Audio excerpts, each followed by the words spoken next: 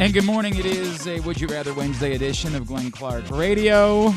Got a $25 gift card to Glory Days Grill to give away, and scenarios are up at Glenn Clark Radio on Twitter. Facebook.com/Glenn Clark Radio for you to get your responses in. Everyone who does will be registered to win. We'll pull a winner at random. We didn't do this last week, and I don't know how much it threw off the space-time continuum. One holiday really messed everything up. But we're back. Would You Rather Wednesday today. So get in, and we'll do it a little bit later on. No Drew today. Oh, God. I don't know how we're going to survive. I guess we'll just do a show. Stephanie Apstein, baseball writer for SI, will join us. She wrote a little fun piece about the Orioles last week. We'll talk to her about that and the Orioles in general. Not good. It was a lot more fun when she wrote the piece. It was the Orioles have a type, as we all on the internet make the jokes about the exciting whites of the Baltimore Orioles, and that they're producing these guys in a factory, although apparently not everyone from the Orioles found. Oh, really? Oh, yeah. Within the story, there's someone within the Orioles who did not like the premise. But it's what it is. We'll talk to Stephanie Apstein. Also later on this morning, our friend Arthur Maulet joins us once again. I really like Arthur. He came on with us a couple months ago. He was actually on the radio show last night. He has a football camp coming up at Dunbar that he's going to tell us all about. And speaking of events, there's an upcoming event that Ravens Chief of Staff Adam Neuman is going to be involved with, and he is going to stop by the studio this morning, and he's going to tell us a little bit about that event, and we'll talk some Ravens with him as well. So a lot coming up on the program today. Today's show brought to you by the Stan the Fan Variety Hour, which was back this week. Stan, Ross Grimsley, and Mike Boddicker got together on Monday, and if you missed it, you can find it facebook.com/PressBoxSports, youtube.com/PressBoxOnline, or PressBoxOnline.com/video. What wasn't back was Orioles pitching. There's no way around it. It's full-on crisis. It's not the type of thing that you can pretend, hey, it's just a tough stretch. Nah, man. The anomaly was how well Cole Irvin had pitched. The anomaly was how well Albert Suarez was pitching. This is based on track record. Unfortunately, it's about right. And I still hope, because I don't think today they're ready to boot Cole Irvin from the rotation. I mean, the real I made a joke about Julio Teheran making a start. I don't know who they're ready to boot from the rotation at the moment for Julio Teheran. But I think he's going to be in the rotation.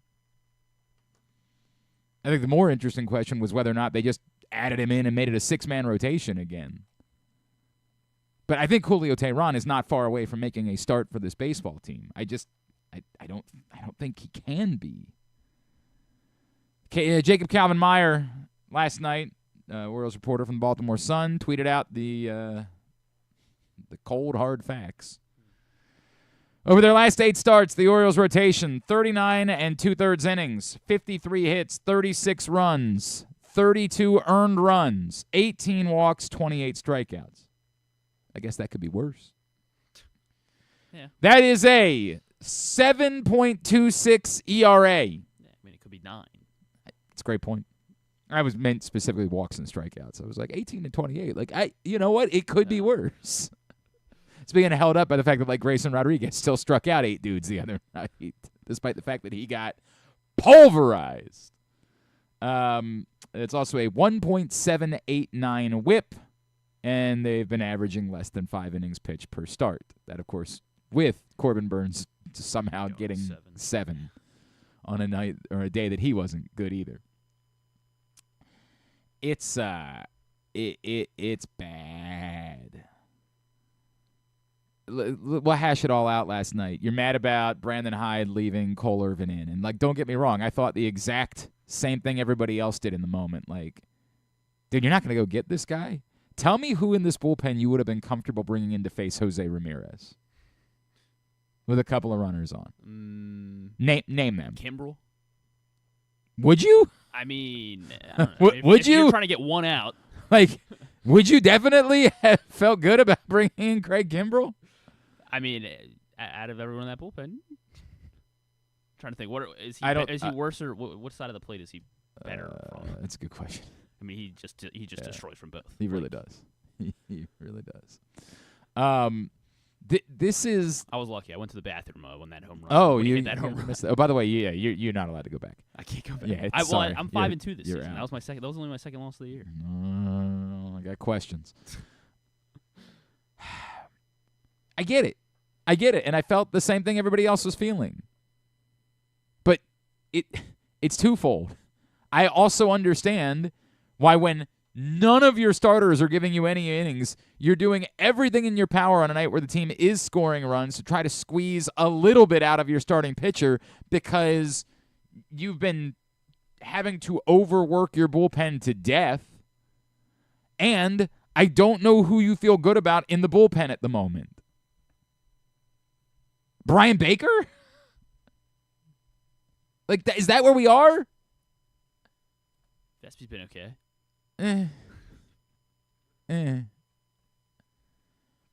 I don't know what you think the answer is in that moment. I don't know. It's, I don't know, knock a ball down, throw a ball to first. Yeah, that would be good. Like, yeah, don't throw the ball away. We could start with that. But I'm just befuddled by this notion that, like, hey, if you just do this one thing differently, everything changes. Dude, your starting pitching is getting their ass kicked. Whose fault is that? Who do you want to blame for that? And some people want to blame Mike Elias for it, right? Like, when there were still pitchers on the market and you saw what was going on with John Means and Kyle Bradish, you should have made a move. That's the argument that some people will make. And we all felt the same way. Why wouldn't you go sign one of these guys? Now, of course, as we can also point out, it hasn't really worked out for Jordan Montgomery, has it? Ironically, Michael Lorenzen was the correct answer. Go figure. He's had bad starts too, but yeah. Yeah, but like of that, yeah, he's been more helpful.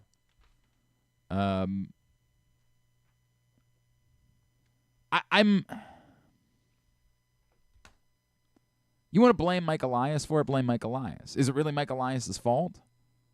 Would he have liked to have signed another pitcher at that point? But I don't know if you heard. They were in the midst of an ownership change.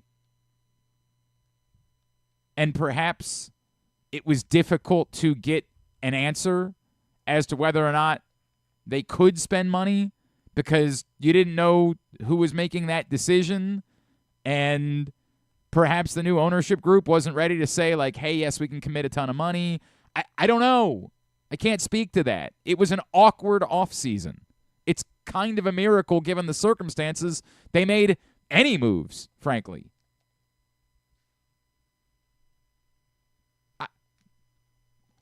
I get it.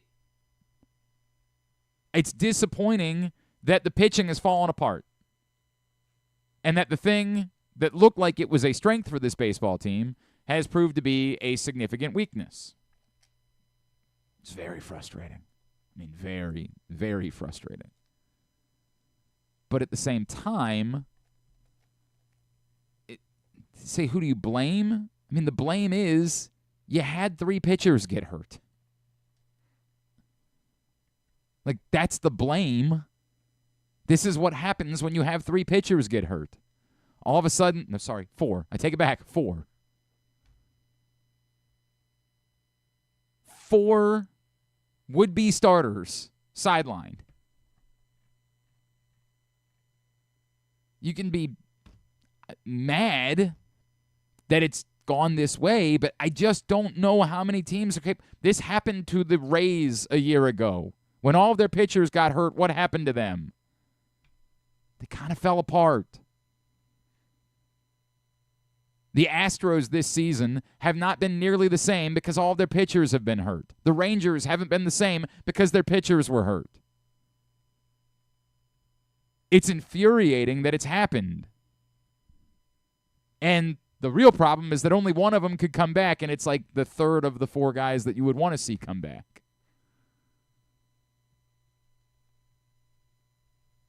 Actually, I'm not even sure who I would choose between Tyler Wells and Dean Kramer. I think I would choose Kramer, but I don't know that. Yeah, I mean, if you know Tyler Wells can throw, right, full season, maybe I would choose Tyler Wells. Maybe it's the 4th of the 4.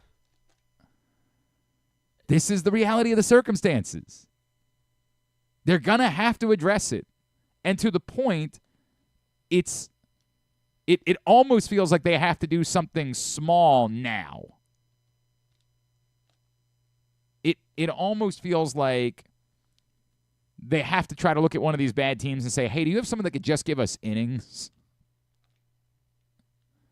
I know was it Jim Bowden was throwing out Luis Severino? The problem is the Mets aren't bad. Like, I don't even know that the Mets are making that. Like, why would they be trading right now? They're competing.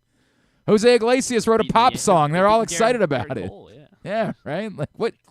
Why would the Mets be trading away Luis Severino? Again, that would be the type of move that you'd be looking at a couple weeks ago and saying, try to quickly pry away that rental piece for a low cost and just to bridge the gap to get you through to a real trade at the deadline. I don't even know who this pitcher would be. It's Julio Teheran. Who? Julio. Teheran. Yeah, no, I mean, it's in the short term, it might be. But I'm trying to think of somebody. I'm trying to think of somebody on a bad team that, like, at least like Tyler Anderson, like from the Angel. I don't know what. Yeah, but I think you have to. I still think that Tyler Anderson you have to pay an actual price for. So like Griffin Canning or.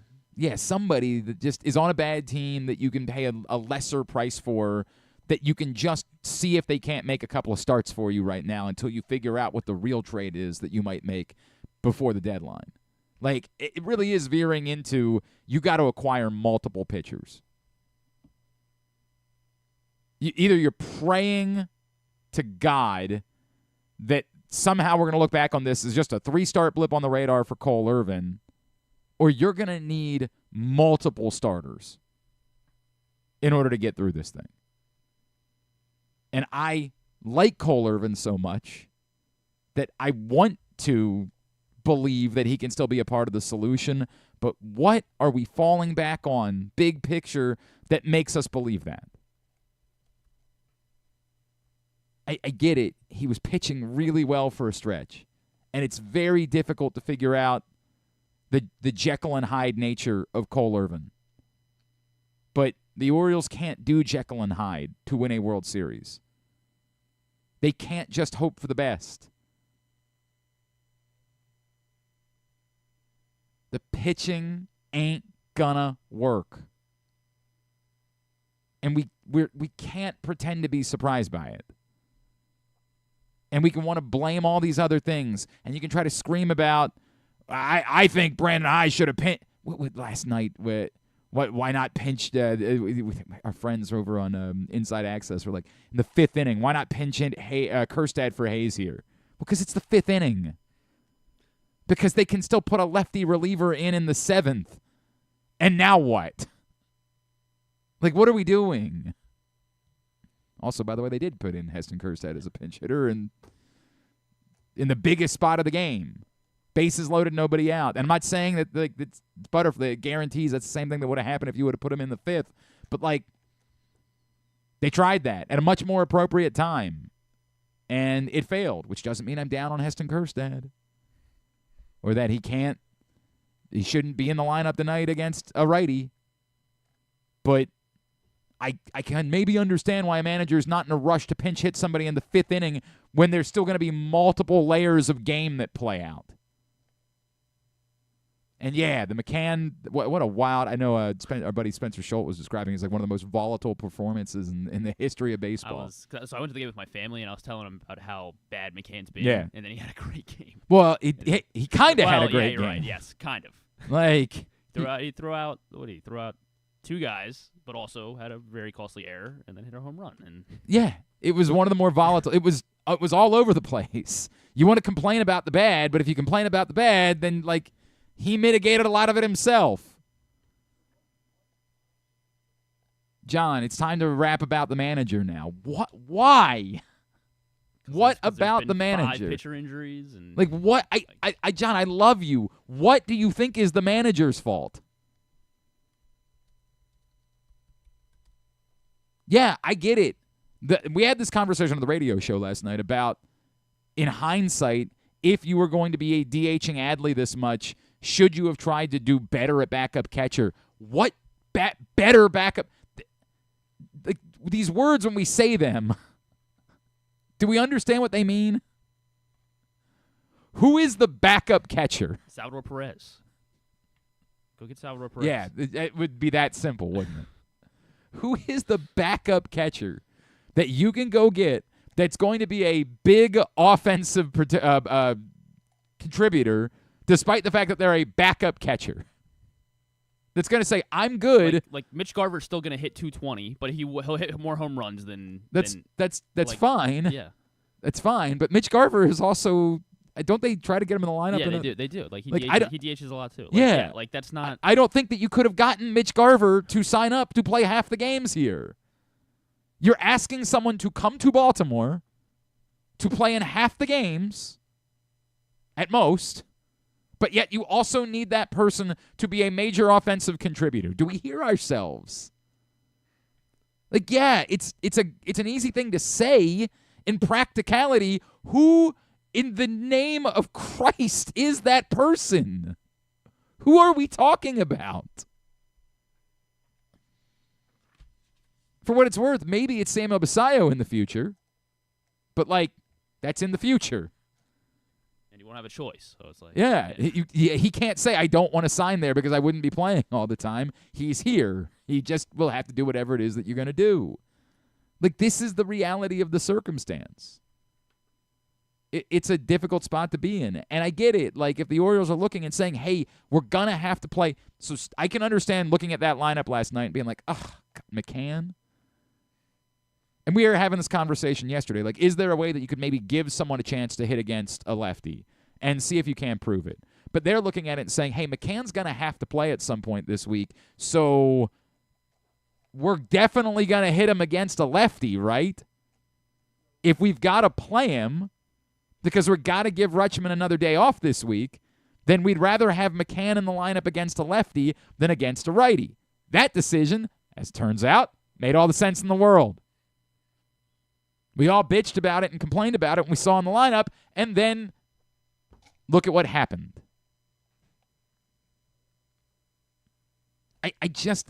I'm over the. I'm so. This is what we do as people. We just want someone to blame. And our justification for it is, well, I would have done something different. And clearly the thing I would have done would definitely have worked. And I love you, but it's poppycock. It's utter nonsense. If Brandon Hyde loses the team, if there's a disconnect at some point during this season and it all goes south, then there's going to be a Brandon Hyde conversation to have. But the thing where I think if you would have pinch hit Heston Kjerstad for Austin Hayes in the 5th inning, that he would have hit a home run is just bunk. It is beyond nonsense. It is as self-serving of our own interests. I don't like the manager for whatever effing reason as it gets. It's the 5th inning of a baseball game. There's a lot of S that's still going to happen.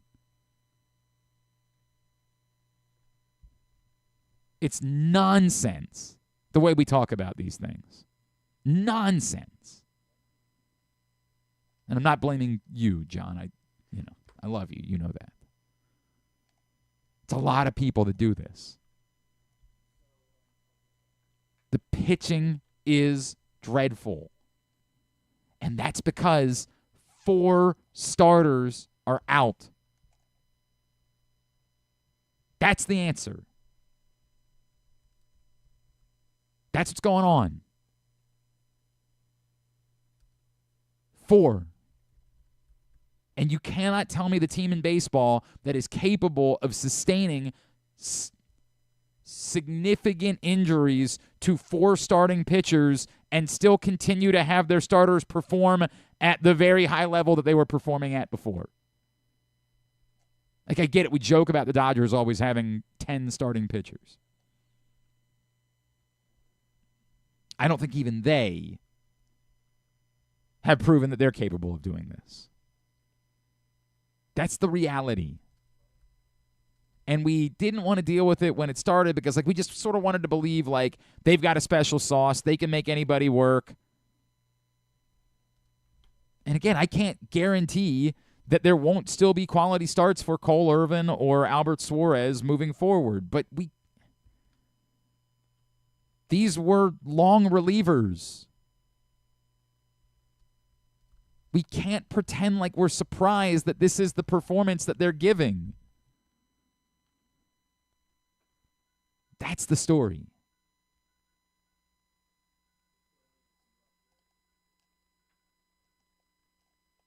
Pitching to Ramirez. All right. So that's just, again, well, if you just walk Jose Ramirez and load the bases, then clearly nothing bad can happen afterwards. I get it. Jose Ramirez is incredible. Like, and I understand the thought process of at some point you just say, we're never facing him. But it just ain't that simple. Like, it just isn't. You have to try to get the guy out sometimes. There is a conversation to be had. When do you give him the Barry Bonds treatment? I don't know, man. I don't have that answer. But the idea that you're just going to say, hey, the strategy for an entire series is every time Jose Ramirez comes to the plate, no matter the circumstances, we're just walking him. I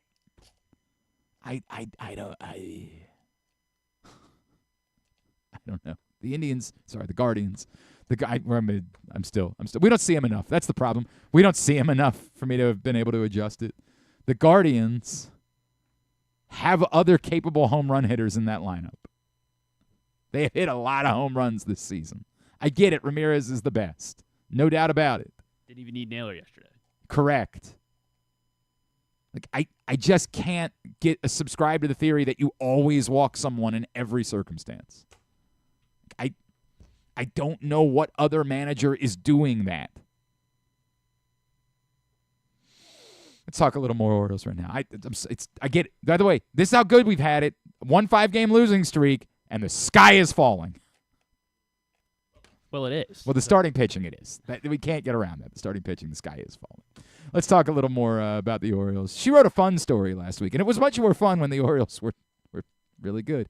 It's not quite as fun at this moment. Joining us now from SI, she is Stephanie Apstein. She's back with us now here on GCR. Stephanie, it's Glenn in Baltimore. It's great to chat with you. Thank you for taking the time for us. Thanks for having me. I'm sorry that we're dealing with our city is losing its mind because things have been so good recently that a 5-game losing streak makes everyone I've seen that. go a little crazy. Everyone's kind of lost it a little bit. Stephanie, yeah, you got spoiled really fast. Right? Yeah. I mean, by the way, 5-game losing streaks used to be what we called like a more pleasant week of Orioles baseball a few years ago. So wow, we lost the game. We won a game 6 games ago. Right. Amazing. That's nice. Yeah.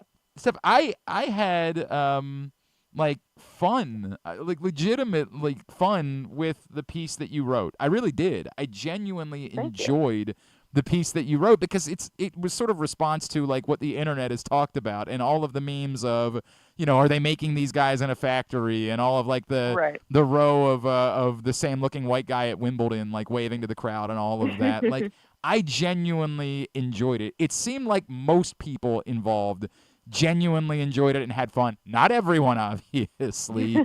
And it didn't seem like what you were trying to suggest was like it seemed like there was like a sensitivity to this. But I don't think that's what you were trying to suggest, was that somehow like the Orioles have said, we'll only draft white guys that look a certain way or anything like that. No, and that's what I sort of tried to explain later, that this is a function of the team's sort of long-time reluctance to spend in Latin America. That has changed in the last 5 or 6 years. But during, those guys usually are 16. They're a little bit farther away. So during that time, the team has had to lean on the draft. And because they've been so bad, they've been picking high, and that tends to bring you sort of a similar looking kind of guy, a disproportionate level of like sort of you're calling up a 23-year-old white guy who hasn't grown facial hair yet and probably wears his hair a little bit long. So some of it's just luck, but some of it is a function of how this team has been built. That is going to change soon, but it is funny in the meantime that you've got 4 or 5 guys who kind of, fans certainly are confusing, and even the players occasionally from behind will mix each other up. Right. I mean, that's the way everybody grows their hair out. Everybody's trying to grow a mustache. Like, everybody's trying to do the exact same thing. And look, as long as you're drafting the right baseball players, if you're coming away with Adley Rutschman and Gunnar Henderson and all, who are we to question the fact that they might all kind of look alike a little bit? For sure. And again, that's kind of what happens when they're that young. I believe it was Cole Irvin who pointed out, like, they're young. They don't even know if they may not be able to grow facial hair. They haven't decided what they want if they can. So some of that is just a function of it being the same demographic. But yeah, I mean, they're really good. That's the other thing that makes it funny. This wouldn't be funny if they were bad. No, not at all. Not at all. In fact, I can tell you that I was talking to Gunnar Henderson's dad not all that long ago, and his family has begged him to shave off his attempt at growing a mustache. I am sure. I just said, dude, no, what are you doing? What is that thing? Stop it. But he is not listening to them, and he is having fun with it. I suppose it's a rite of passage. Yeah, I guess that's the way it is, right? Like, and again, when they're winning, do whatever goofy. It's like hockey teams when you see hockey players do similar things. Playoff mustache, yeah. I don't know if after like a 5-game losing streak, maybe it's time that everybody goes in and shaves off the mustache. Yeah, maybe his family was rooting for this losing streak so that he would want to change something and he would shave it. Mess with it, no doubt about it. I do also think that some of it reflects. It's funny because we were talking about Brandon Hyde in our first segment. I think that the role of a manager anymore in baseball is like, do you have the pulse of the team? Do you have the connection? Are they responding to you? Is the culture a good culture? And it feels like some of this, like this stuff that we're having fun with on the internet, is also an extension of these guys they like doing the silly facial hair. They kind of like in a way, all of these guys look alike kind of plays into this like almost frat house culture that has kind of existed here in Baltimore, which seems like it has been on par with what Brandon Hyde is doing. It seems like it all has worked from a culture standpoint. Yeah, for sure. I think you're right. The modern manager is basically, his job is just personality management. And I don't know whether this job is easier because these guys all came up together or whether he's just very good at it, but possibly both. But yeah, I think that the fact that they've all been together, that they all came up through the minors together, that they all live together in spring training, they're competing in Lego, that they have a good rapport. And I think that contributes to the success the team is having. And I think probably even more than that, it helps them stem the negative moments because they all are rooting for each other. They're all working together. And I think that you can see that. I mean, that sort of energy is reflected on the field. Stephanie Apstein from SI is with us here on GCR. Stephanie, if I could get you to follow up on that, because when I try to explain it to people, I'm a silly, talk show host in Baltimore. You obviously are an established major league writer. Can you... I don't mean to be utterly dismissive of the role of a manager in when somebody pinch hits or, the lineup that you put together. But everything that I have understood in the last 4 to 5 years is that the front office is making or setting the tone. The front office, not just in Baltimore, but it seems like in most places, has said this is going to be our philosophy. And your job as a manager is to project our philosophy into these actual in-game decisions. So it's your decision, but it's based on the way we want to do things. And there's a reason why Brandon Hyde can always reference the data quickly, always knows exactly what the data is after the game for, hey, this guy was hitting, 340 against lefties or whatever it is. To me, I don't know how we measure a manager by these things. If you dislike a lineup that someone puts together, it's probably as much to do with the front office as it has to do with the manager anymore. Yeah, for sure. I think that's well put. I think that is a challenge as teams try to evaluate managers and try to, decide whom they want to hire, because for that very reason, that it's such a collaborative effort at this point. I think the idea that sort of the front office is calling down during games that some fans have is incorrect. But I do think that they have talked so much that they don't necessarily need the front office doesn't really need to be calling down during games, because they've heard from him. He's heard from them for months and in years in some cases. And so they all have a sense of what this team is trying to accomplish, what works, what they believe works, what they believe doesn't work.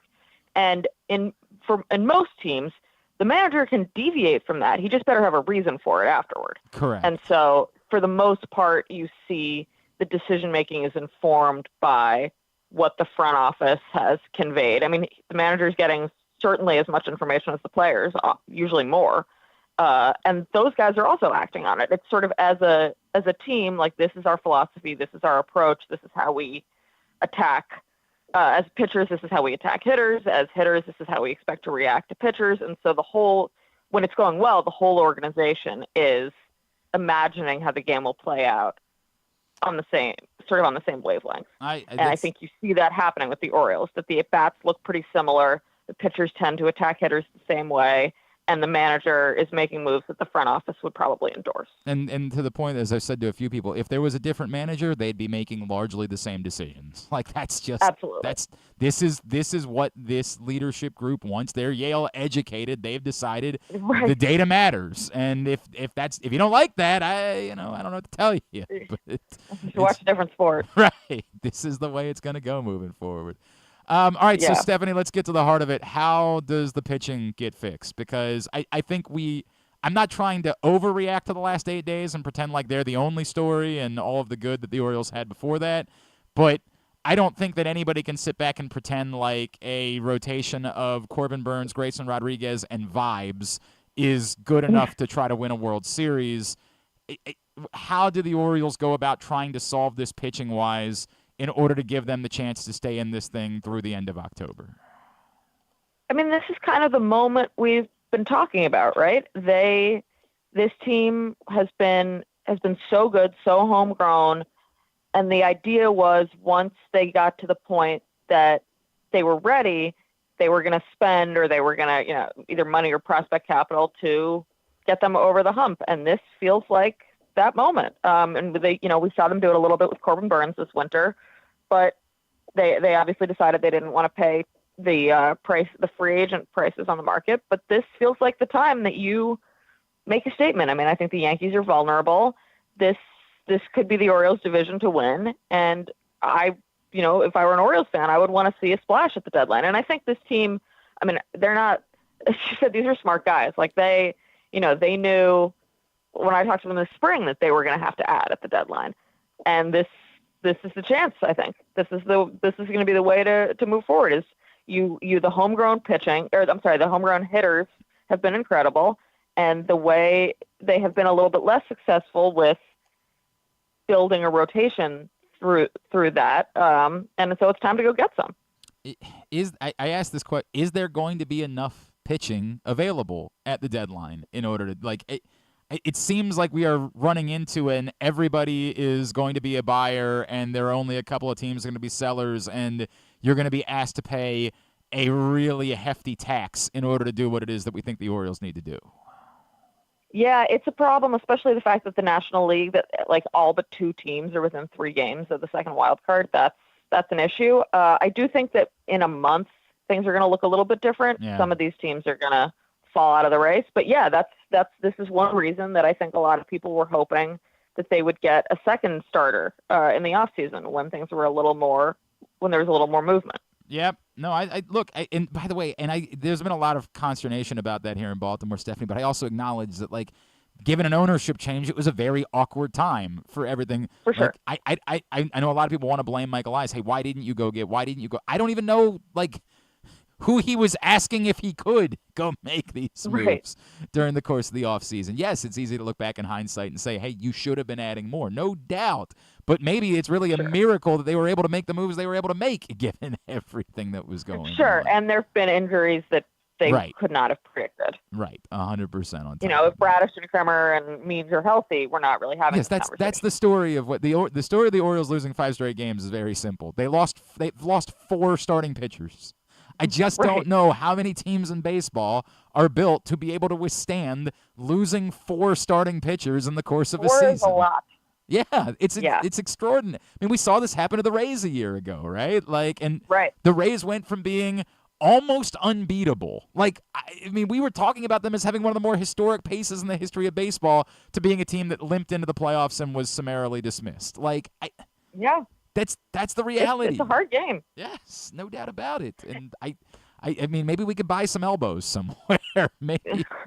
I don't know where you go to find them. That's why I think the Orioles have been smart to try to build on the position player side. Right. Because that's a lot more certain these days. Yeah, less volatility. There's no doubt about it. Stephanie, really appreciate taking the time. I know it's at Steph Apstein on Twitter is where folks can follow you. Is there anything else that we can plug for you?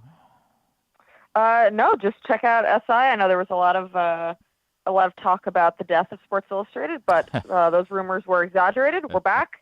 So check out SI.com. I think you'll like what you find. Always appreciate it. Thank you for taking a couple of minutes for us. Let's do it again real soon, all right? Yeah, sounds great. Thanks for having me. Stephanie Apstein with us here on GCR. Appreciate her taking the time for us. All right, Would You Rather Wednesday scenarios are up at Glenn Clark Radio on Twitter, Facebook.com/Glenn Clark Radio. We will discuss those. It is a Would You Rather Wednesday edition of Glenn Clark Radio. Hey, O's fans, gift the experience of Orioles baseball with an Orioles e-gift card. An Orioles e-gift card is the perfect gift for any occasion and can be purchased starting as little as $5. Use e-gift cards to buy game tickets at the box office and online at Orioles.com. Plus, e-gift cards can be redeemed at any concession stand or merchandise location throughout Oriole Park at Camden Yards. Surprise your favorite Orioles fan with an e-gift card today. Visit Orioles.com/gift cards.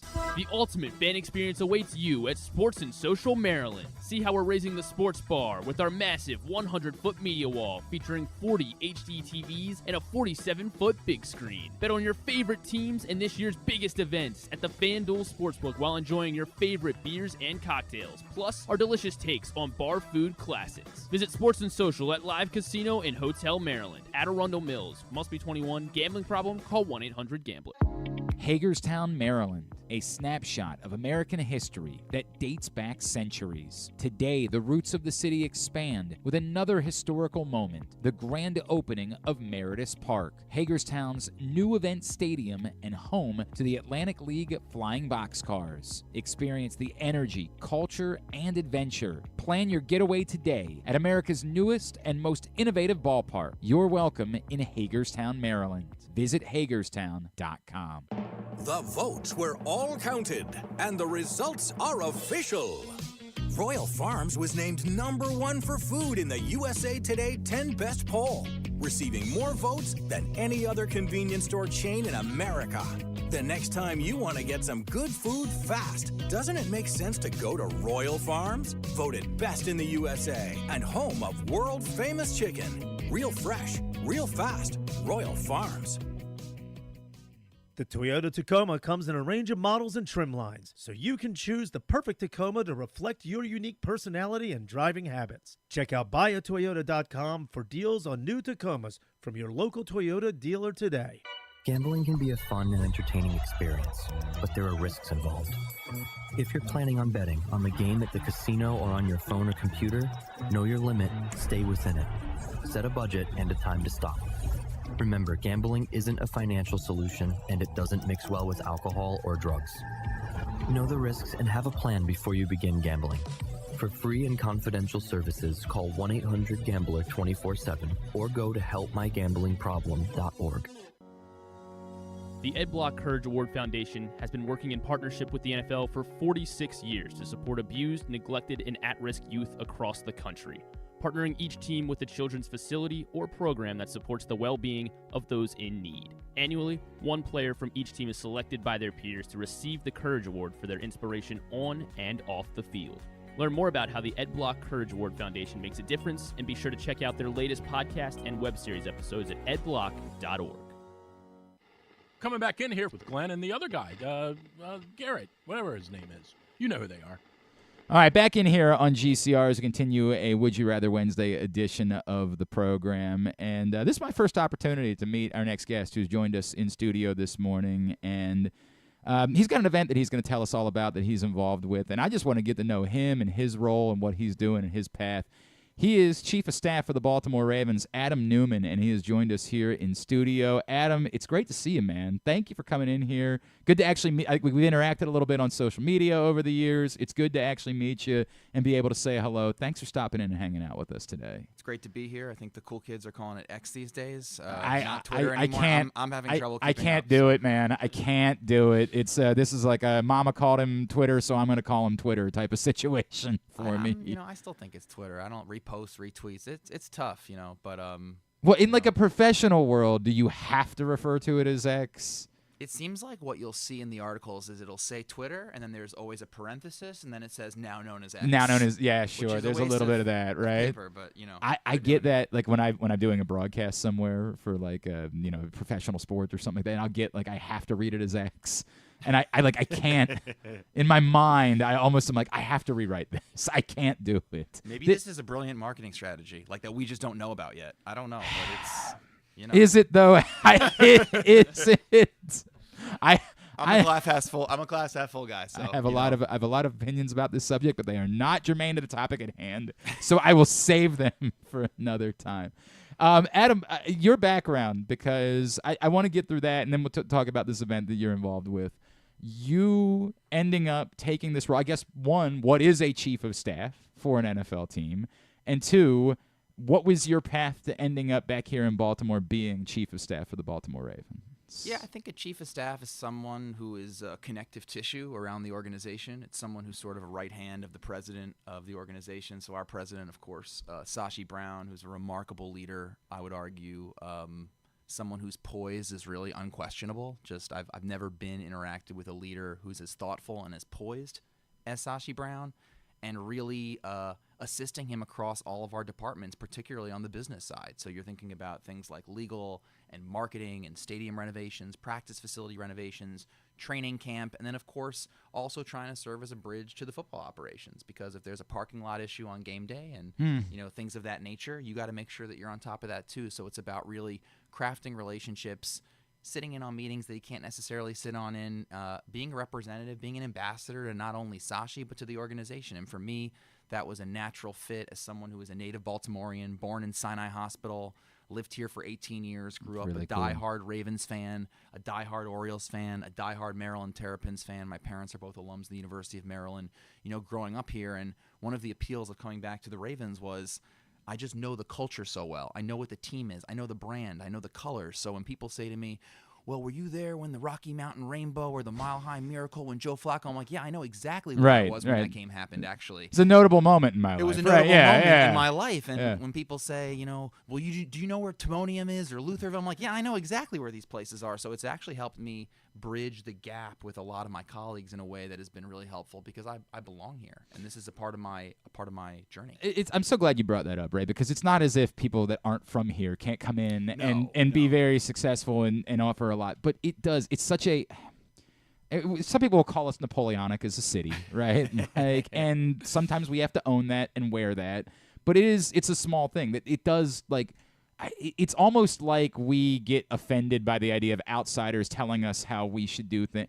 There is something to be said for, hey, within leadership of these important civic touchstones, we like the idea of you being one of us. We like the idea of there being folks involved that know that they understand. They're not going to call it Register Town Road, right? Like that they understand. I've never even heard someone call it that. That was a Gary Thorne thing. That was I fall back on that one. I love Gary. But to your point, there is a ruggedness, there is a toughness about this city. There is a mix of different people, and you can't add up to that. I drive in every day from Pikesville at my house, and I literally pass under a bridge named after my grandfather, Earl Jock Friedman. He is the longest-serving employee in the history of the state of Maryland. He graduated Johns Hopkins at 19. He became the director of the bridge department of the Maryland Highway Administration at 22, and he did that thing where he didn't leave until he was like 80 years old. So to be sort of the grandson of someone who really is Maryland legacy, to have the opportunity recently to join the Maryland Port Commission,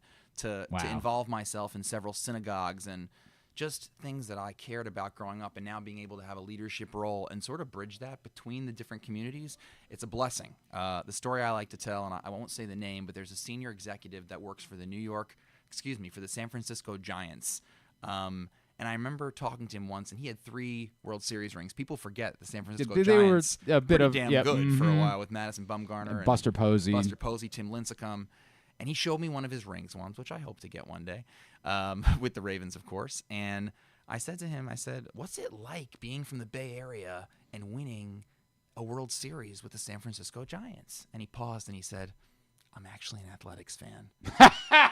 And here's this guy who for 15 years has invested in the San Francisco Giants. 3 World Series rings. His livelihood, his kids, his family, his jerseys, they're all obsessed with the Giants. And he cannot release that childhood, that boyish, really that just innate love for his Oakland Athletics. That's really funny, and man. that's just an amazing feeling that I feel like here I am with the Ravens. I was at McDaniel College. I got a Ray Lewis jersey for Hanukkah. And then I met Ray Lewis at McDaniel College. He signed it, and then I found out Ed Reed was at a different, training camp one day. I think it was a high school football camp, and I ran out there and got his jersey. That's so cool. And then my mom, who's here, just stuffed it into a shadow box, and her fingers are bleeding. And I brought that shadow box into my office. That's earned. That wasn't like Sashi gifted that to me on arrival. That's my Ray Lewis, Ed Reed signed jersey in my office. And now to have contact with those two, to have contact with that organization, you really do pinch yourself in a serious way. That's so cool, man. That is such a cool story. I asked this, what is, for someone in your shoes, is the goal to be a team president at some point? What is the, or is it, hey man, just keep doing this for as long as I can possibly do this? I've learned in this business, and you guys know this as well as I do, to work in sports is a blessing There's beyond no doubt belief. about that. I speak to probably 4 kids on LinkedIn every week that reach out, and I try to reach out. If anyone's listening, if people reach out in a thoughtful way, I try to get back to them, and they'll say to me, hey, I want to work in sports. And I know within the first 35 seconds if they're going to get a job in sports, because typically, I'd say on 90% of the time, someone will say, well, I'll say, what do you want to do in sports? They'll say, well, I want to work for the Yankees, the Mets, the Jets, the Liberty. Oh, no problem. And right. I'm like, oh, so you want to work for the most premier market with premier teams. I said, what if I told you that I know somebody who will literally wipe dandruff off the University of Idaho athletic director's shoulder and pay for the right to do so just for the opportunity to break into sports? That's who you're competing against. That's the attitude that is required. So for me, I have to lean into the gratitude of where I am. If God willing, that transforms into more positions. Gesundheit, as we'd say in Yiddish. That's terrific. We'd love that. But right now, I am just 11 and a half months into a job of a lifetime, coming off a season, hanging out with the team, traveling with the team, helping in incredible community service initiatives, working for some of the most wonderful people in Baltimore, folks, especially in the Ravens organization, that are littered with 15, 20 years of experience, that have embraced me, that I have learned to embrace and continue to embrace, and I just feel blessed. So for me, I'm not looking over the horizon of what's next. I'm reveling in what's happening right now. It doesn't suck that the team's good. It doesn't suck that the team is great. It doesn't suck. Adam Neuman, Chief of Staff of the Baltimore Ravens, is in studio with us. By the way, the wiping the dandruff off the University of Idaho AD just might have given me a new Would You Rather Wednesday scenario that I got to think about moving forward. All right, so I want to talk a little Ravens, but before, let's talk about this event, right? Yeah. Tell me a little bit about, the group, how you got involved with it, why it's something, you've obviously referenced your Jewish background, and you clearly are part of the tribe. Why this is something that mattered a lot to you. Jewish tradition has always been important to me, and when you're an observant Jew, you always wonder if that's going to be a handicap. And trust me, there have been many reporters that have had borderline anti-Semitic comments to me about how it could be a handicap to work in sports. Why would you want someone who can't use technology on Saturdays? Why would you want someone who in the month of October during Rosh Hashanah, Yom Kippur, Sukkot, 3 of our big Jewish holidays, it's challenging to get a hold of them. And what I've always said my whole career is, if you hire me, my 24/6, because that 7th day is off, is going to look like 24/8. And I promise you that's the way that it's going to be.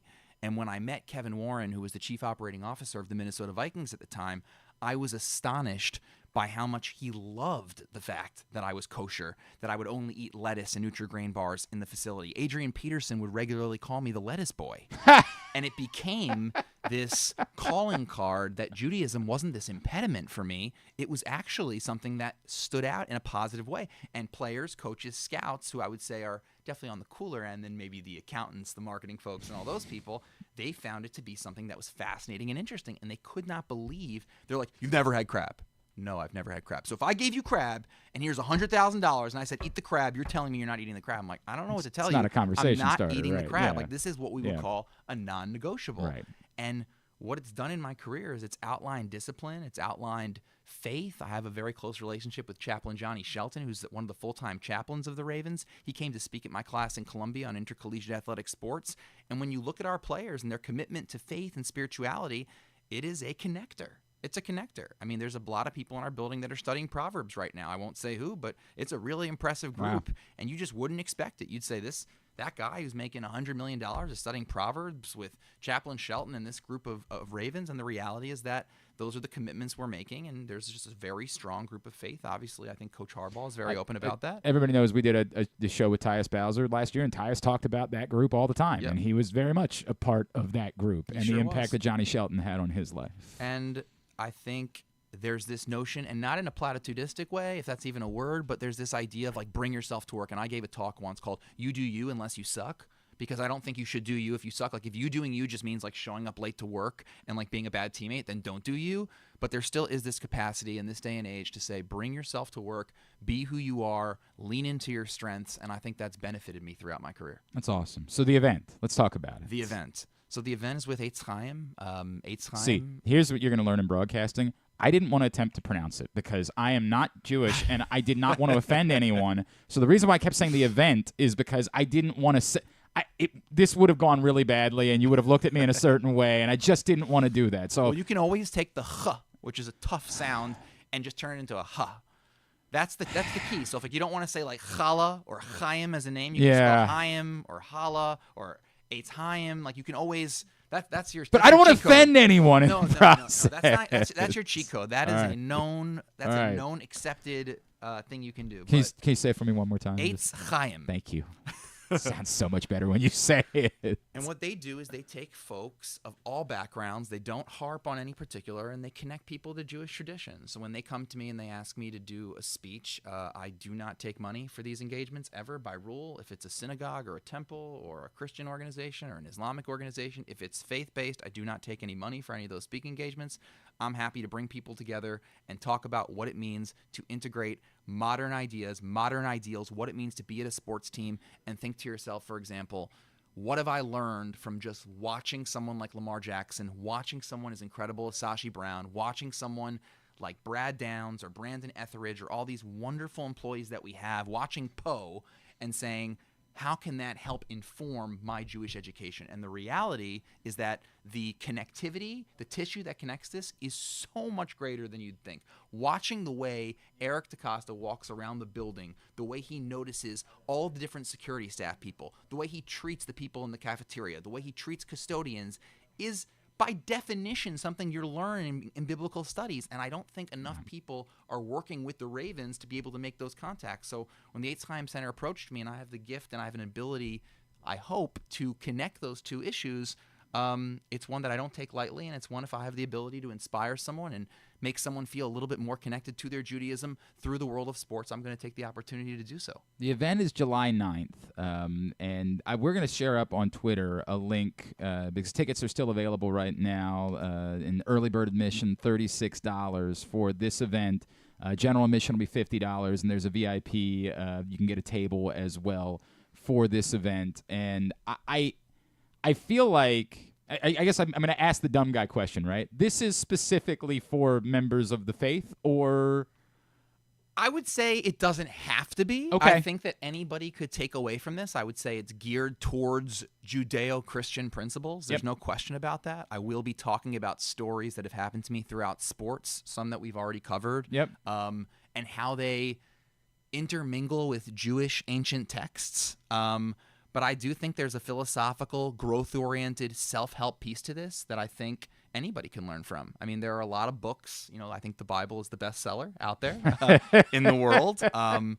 I keep it at a very high level. It's not meant to be specifically for any genre of Jewish people or anyone. I think there are a lot of really cool Raven stories, and certainly stories from the Big Ten Conference, and great interactions with Gene Smith at Ohio State and Tom Izzo at Michigan State and Jim Harbaugh at Michigan and Peyton Manning, Archie Manning, Eli Manning. There will be some really fun and interesting and engaging pieces. And then also people that their name recognition is not as sexy, but just wonderful things that I learned throughout my time in sports between the Vikings, the Big Ten, and the Baltimore Ravens that I think will be hopefully funny and engaging and interesting, and hopefully there will be some takeaways about life and how to break into sports, how to think about sports, how to treat people. I think there's a lot more than necessarily something that's specifically Jewish, but it definitely is Jewish themed. I appreciate that. I just want to make sure we're saying all of this the right way. You're saying it right. I think it's awesome. First of all, I think it's incredible, and I really appreciate you doing these things and talking so openly about it and saying, hey, we don't hide from this type of stuff. Like we don't try to. You can't hide from this. I just got back from Israel.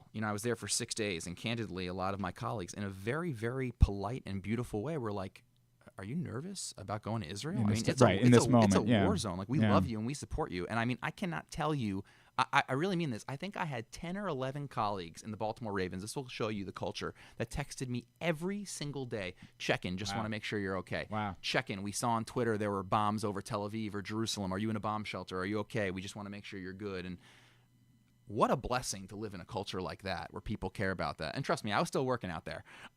Being 7 hours ahead makes it a little bit challenging, but the opportunity to visit Israelis and the opportunity to visit families who still have sons and daughters who are hostages in Israel, the opportunity to meet with politicians was just incredible, to show support and solidarity to the people of Israel who are going through a tough time, certainly a Jewish nation. But again, to be part of an organization where people care, to find out how you're doing irrespective of their politics on a very hot-button issue, speaks volumes about what the Ravens do. And if you think about, since the Ravens have come here, there is a consistency that this organization has had. They don't lose very often. No. Right? No. I mean, you know that better than I do.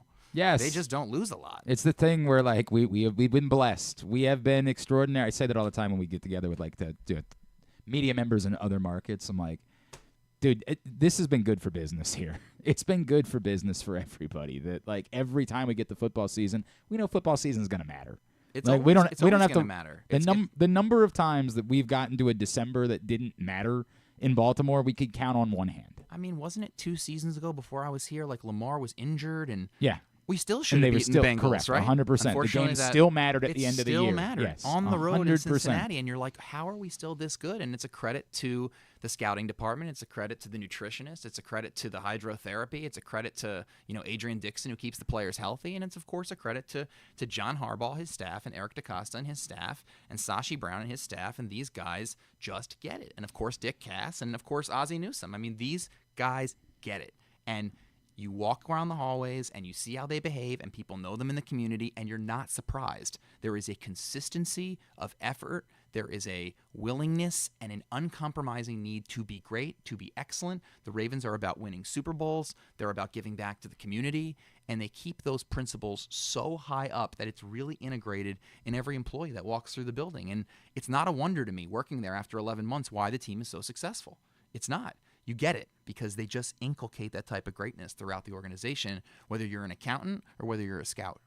Adam, what's going to be different? Everybody shows up at the bank this fall for the first time. What are they going to see? What's it going to be? And I know this is a prolonged thing that's going to take a few years before everything comes to fruition, but, like, what are they going to – we've all seen the construction. We've all seen what's going on. I guess there's a soccer match still before then, We right? got an amazing soccer match. You should definitely plug that. Yeah. AC Milan and Barcelona coming up. I know tickets are still available. I mean, what an opportunity to see two of the most iconic soccer football teams, depending on how you want to refer to this, coming to the M&T Bank, which will be incredible. But the bank is being led now by our head of stadium operations, Rich Tamayo, who's just an absolutely incredible human being. I love that guy to death.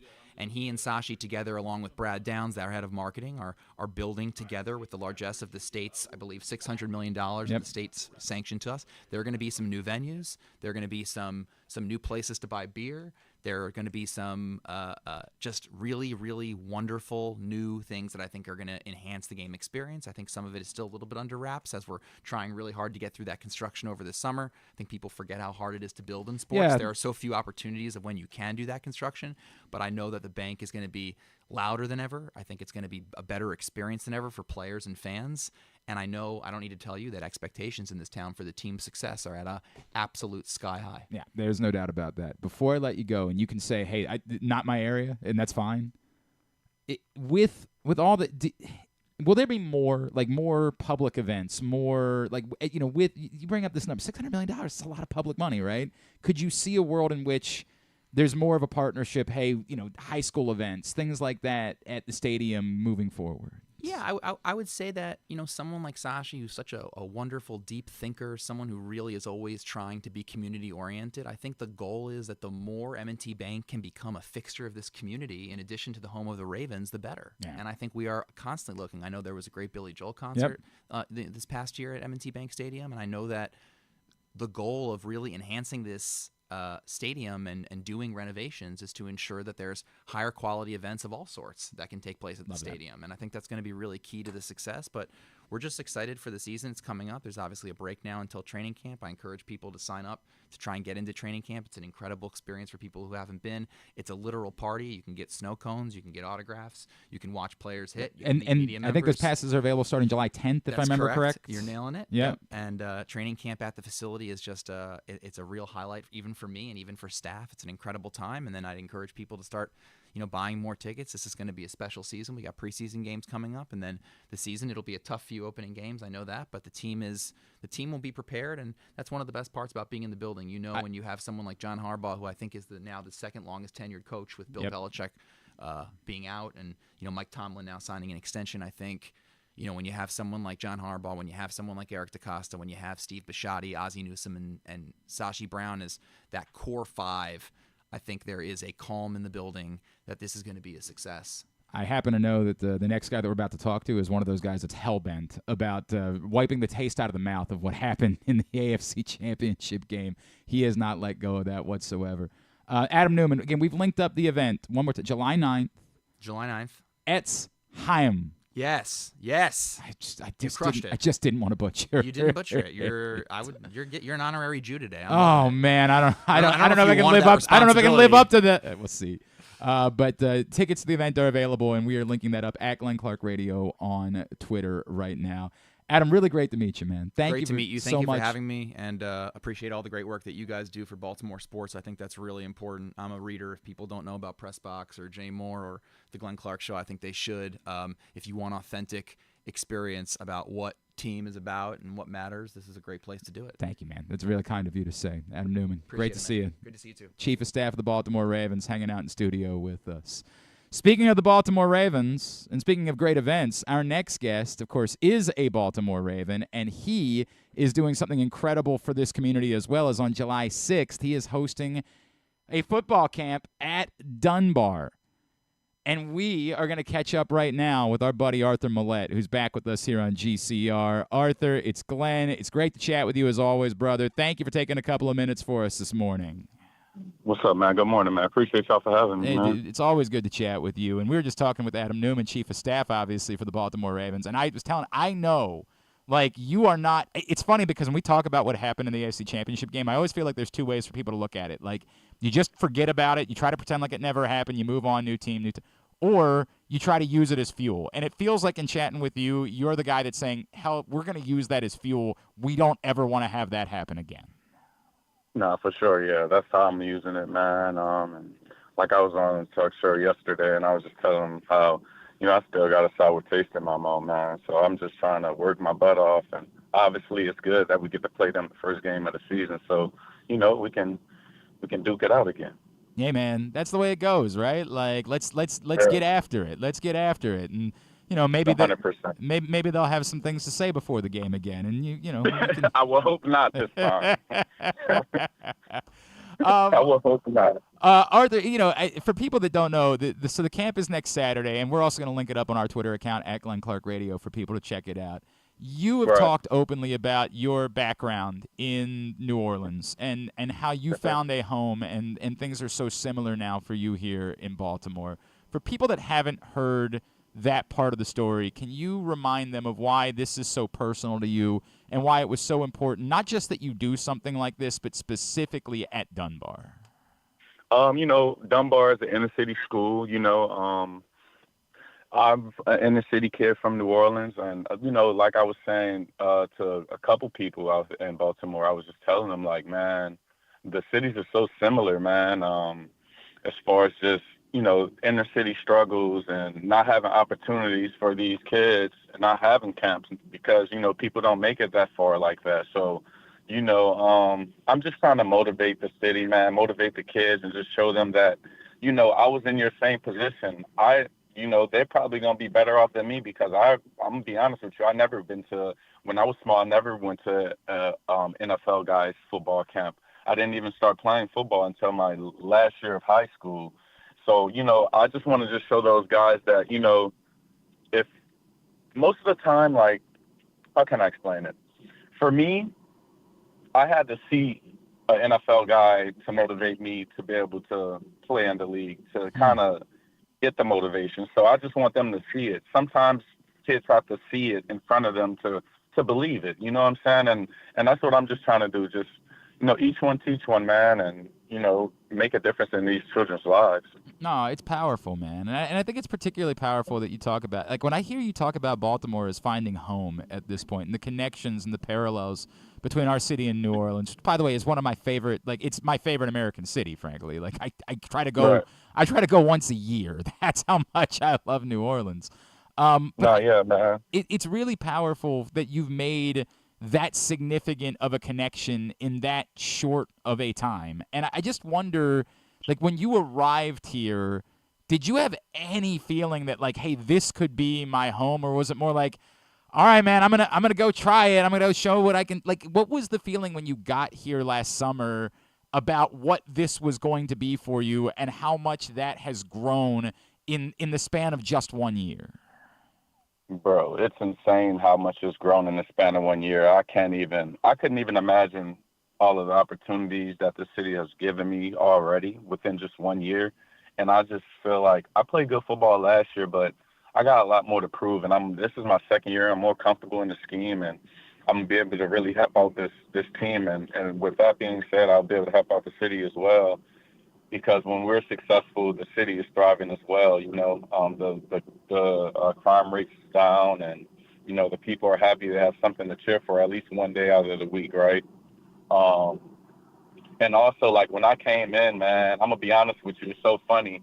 I told my agent I don't want to take any interviews. I don't want to do any of that because I'm coming to the Baltimore Ravens, Wow. which is a nasty defense, which is a really good team. You have to be on your P's and Q's or you will not be playing for the Baltimore Ravens. So, I had so much respect. Obviously, I was coming from the other side, and Yep. I'm glad I'm on this side now, and I love it here way more than there. Yeah. But, I just had so much respect, bro, and I just wanted to come in and just kind of prove to, my teammates, the coaches, and the city that, you're not getting a guy that's going to waste their time, and, like, I just made an extension for 2 years. I want to make sure that they got their money worth and more this year, and the city, appreciates what I'm doing for them. So I just want to be able to just, man, like sometimes I've just lost for words, bro, because honestly, people don't know, like, I left Pittsburgh and they cut me when everybody had their roster. I didn't know where I was going to be. I was just training, obviously just waiting on a call, and, Harbaugh calls me and, they give me something guaranteed. They give me an opportunity to be a good player and use me in a great scheme. So it's just like, for me to start like that and it get extended and be able to make a name for myself and help a team out and be a kind of a key piece a little bit, man, that's just a blessing, bro. So cool to hear you talk about it, man. That's so cool. The 2024 Morgan & Morgan presents the Arthur Maulet Foundation Youth Football Camp next Saturday, July 6th at Dunbar. Registration begins at 8 a.m. Camp activities start at 9. And if you have questions about the event, you can email austin@milkhoneysports.com. But we're going to link up a place for you to go to sign up. And as we've been pointed out, there are very few spots left because this is supposed to be. Few. But I appreciate that. Like I think I saw you're limited to like 150 because you still want this to be a personal thing. You don't want this to just be yeah, for me, like I want to be able to go to every group and coach these guys because at the end of the day, football is a hard sport, and I'm not gonna. They're inner city kids, so they're already tough. So I don't have to really sugarcoat anything. I can honestly tell them the truth and tell them what they need to expect if they want to get to the highest level in their life in this game of football, right? Like that's the biggest thing with me. Like I want to impact them and show them that. You know, if you really want to do this, you have to work your butt off. It's not all about the biggest thing that I've tried to reach out to the kids and tell them is like, don't look at social media, bro. Like, no one's going to post anything bad on social media. You know, they look at it and think that it's, you know, they want instant gratification for their hard work when, you know, working hard is the normality in the football world and just in the regular world in general. So I just want to be able to push those kids and kind of give them kind of like love and discipline and show them that, you know, if you really want to do this, you got to work your butt off and you're going to be held accountable in the real world and on the football field. So, you know, just trying to help them out and just show them what's real, you know, and not what's fake. I'm going to ask this question. I know that part of it is like God-given ability. I understand that. But how you were talking about kids and trying to have the opportunity to beat the odds.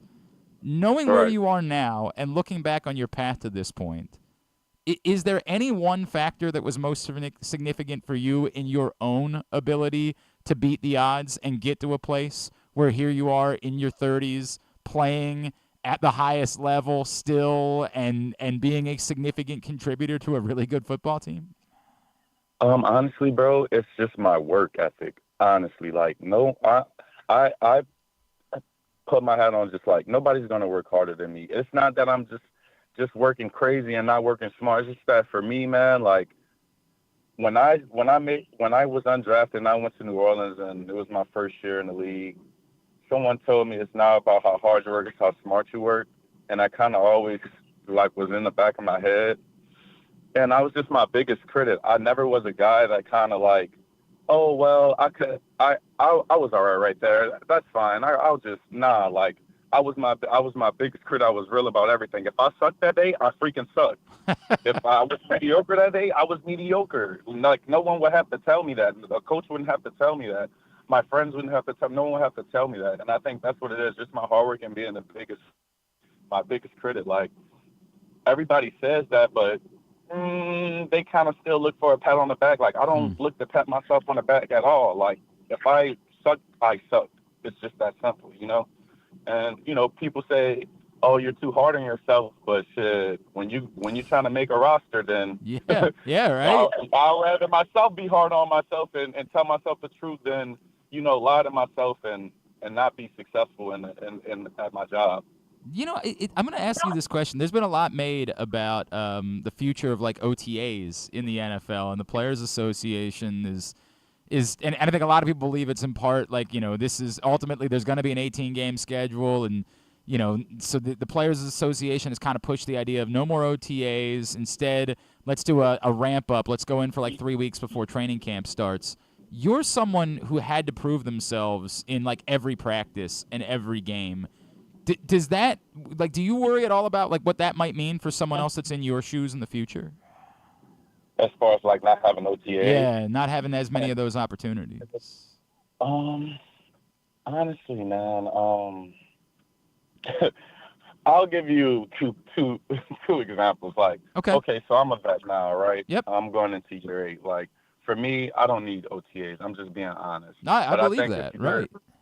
But I think if you're in your first 3 to 4 years, you're going to need OTAs. It's you know what I'm saying? Like, the game speed is so different. You're getting another extra opportunity before training camp, before mini camp to learn the playbook. Like, if you don't have that in the first 4 years, I don't think a lot of people are going to be successful, and I don't think a lot of people are going to like their draft picks. You know what I'm saying? Yeah. Like, so if it's past year 4, they should have an opportunity to go or not to go. But if it's 4 or below, I feel as though like they should definitely still have OTAs, like because the game is so fast from college to football. You know, the checks are so different, the playbook's so much bigger. You know, it's so much more that you have to think about in the NFL when you leave college to the pros. So I just think they should still keep it, man, regardless of I what's appreciate going that on. answer, by the way, because like I feel I completely agree with you that like at this point, what in the world is the difference going to be made if you are running out there in April right now at this point in your You career? feel me? Like, yeah, right. Literally, like what's the difference? The number y'all are thinking too hard. We get so bored and we need things to do. This is our side of the business that I know you're gonna end up learning more about. Like, people get so bored, they try to turn these things into controversies, and I just can't play along with it. Like, I can't do it. Right. I can't play along with the idea that it matters who's at OTAs and who isn't. I'm not capable of doing that. It does not matter. There is no correlation between who shows up at OTAs and who's going to win the Super Bowl at the end of the year. Exactly, bro. It's literally no correlation. Zero. None. There couldn't be less of a correlation. Zero. I heard something about you this year that you know, here you are, you've been here for a year, you had to fight for your own way, and already you're kind of becoming like the old head. Like, they're treating you like the guy that's got to be the one passing down the wisdom. How much have you been having to take that role on of like, okay, now I got to help get these young bucks along in the process? I mean, honestly, man, like, I'm not a guy that talks about it. I'm more of a doer, you know, at least by just how I work. And, you know, if I see a guy slipping up, I might tell him something. But, you know, at the end of the day, like, if the young guys see a 30-year-old working hard and breaking faster than them or running more than them or doing all this, I expect them to compete with me and ultimately get better than me, because at the end of the day, I'm a vet now. Like, I'm grooming them to take my job. And, you know, I didn't understand that until I got into this position. You know, vets used to tell me that, like, yeah, you know, I'm teaching you so you could take my job. But it's crazy that I'm just like, bro, whatever. Like, nah, it's not like that. But it really is. Like, and it should be like that, you know. And I think it's a blessing. It's pretty crazy, you know, going into my second year on this team. And, you know, we got a lot of young guys in the secondary and on the team right now. And, you know, I'm a guy that's bounced around and been on different teams. And I just try to also tell them, like, bro, like, Baltimore Ravens, the facility, the coaching, the staff, the whole shebang is one of the best, honestly, that I've been a part. You know what I'm saying? Like, it's just crazy. Like, I tell a lot of people, like, try to stay in Baltimore. You go to these other places, they're not going to treat you as good. Wow. So, you know, I just try to kind of, like, just be real with the young guys too, because it's like, don't take any opportunity for granted, because you love it here in Baltimore with the Baltimore Ravens, but you can be in Indiana with the Colts and hate it. You could be in New England with the Patriots and hate it, because it's not the same. Like, the coaches aren't the same. The culture isn't the same, you know? So, you know, I just try to tell those guys just to take advantage of every opportunity they have. I think there's I think every Ravens fan is like jumping up and down and listening to hearing you say those things. All right, what do we need to know about you? But besides football, right? Like, I need to know, like, what give me, you know, when you get away, what it is that you're doing, like, you know, how do you decompress, all that stuff. Like, what is Arthur Maulet all about away from football? You know, it's so funny, man. You know, this I'm going into my 8th year. I never been out the country, bro. I never took a break. I never took a break until this past off season. I literally just left the Bahamas probably like 2 weeks ago, and it was one of the most beautiful things in the world. Man. That's cool, love the man. ocean. And now I'm just like, man, I want to go back, but I'm just like, nah, it's time to get to work. But honestly, for me, man, I'm a big gamer. I like to just chill and game, and I listen to a lot of music, jazz music. I make beats a little bit, and that's really what I do to decompress. I kind of just stay out the way, man, and because, like, for me, like, it's crazy, but I'm an older guy. My motto is football is all year round. I'm never have a break, because these young guys are coming in, like Wiggins running 4.2s, trying to take spots, and I'm still trying to play. So I'm just trying to keep up with the young guys, man. Like, at the end of the day, I feel like I'm in the best position in the world, bro. I get to play a kid's game and get paid at it. You know what I'm saying? Like, you know, obviously it's a grown man game because we're professional athletes, but don't get me wrong. Like, I get to play a sport and make a living out of it. So it's like, man, my job's all year round. I work out. I have fun working out. I have fun just being on the field chilling. Like, so it's like I'm just chilling, man. Like I'm in the best position in life right now. I have no complaints, man. That's dope, man. That is really, and that perspective is amazing. And I know that so much of that is all the work that you've had to go through in order to get to that place, to be able to appreciate it the way that you do. Arthur Maulet, next Saturday at Dunbar, July 6th. And again, we've linked up at Glenn Clark Radio. There's a link for you to go sign up in. There ain't many spots left. So now, you want your kids to be there, then you go sign up right now for Arthur Maulet, the Arthur Maulet Foundation Youth Football Camp next Saturday at Dunbar. Arthur, looking forward to chatting with you more frequently, man. Thank you for taking the time for us as always this morning, and thank you for the work that you are doing and the commitment that you are making to our city as well, brother. I appreciate you for having me, man. Thank you, guys. Arthur Maulet, Ravens cornerback, with us here on GCR. Appreciate him taking the time for us, and thoughtful dude, obviously, and that's the good stuff. You know, we talk about it all the time. Like, this is the good stuff. This is what you ask of athletes in your city, to come in and care about your city, and I appreciate that. That's exactly what Arthur Maulet is doing. Been a busy morning here on GCR. Today's show also brought to you by the print issue of Press Box, which is available for free at your neighborhood Royal Farms, any of the hundreds of locations around town where you find Press Box. You can read it all at PressBoxOnline.com. You see on the cover Governor Wes Moore. This is not a political conversation. This is a conversation about sports topics that are relevant and germane to Wes Moore's administration, like the lease agreements, like the future of horse racing, like NIL. And also, of course, he comes from an athletic background, having played college football at Johns Hopkins. We talked a lot about that. That conversation inside this print issue of Press Box, which you can pick up for free at your neighborhood Royal Farms and any of those hundreds of locations around town.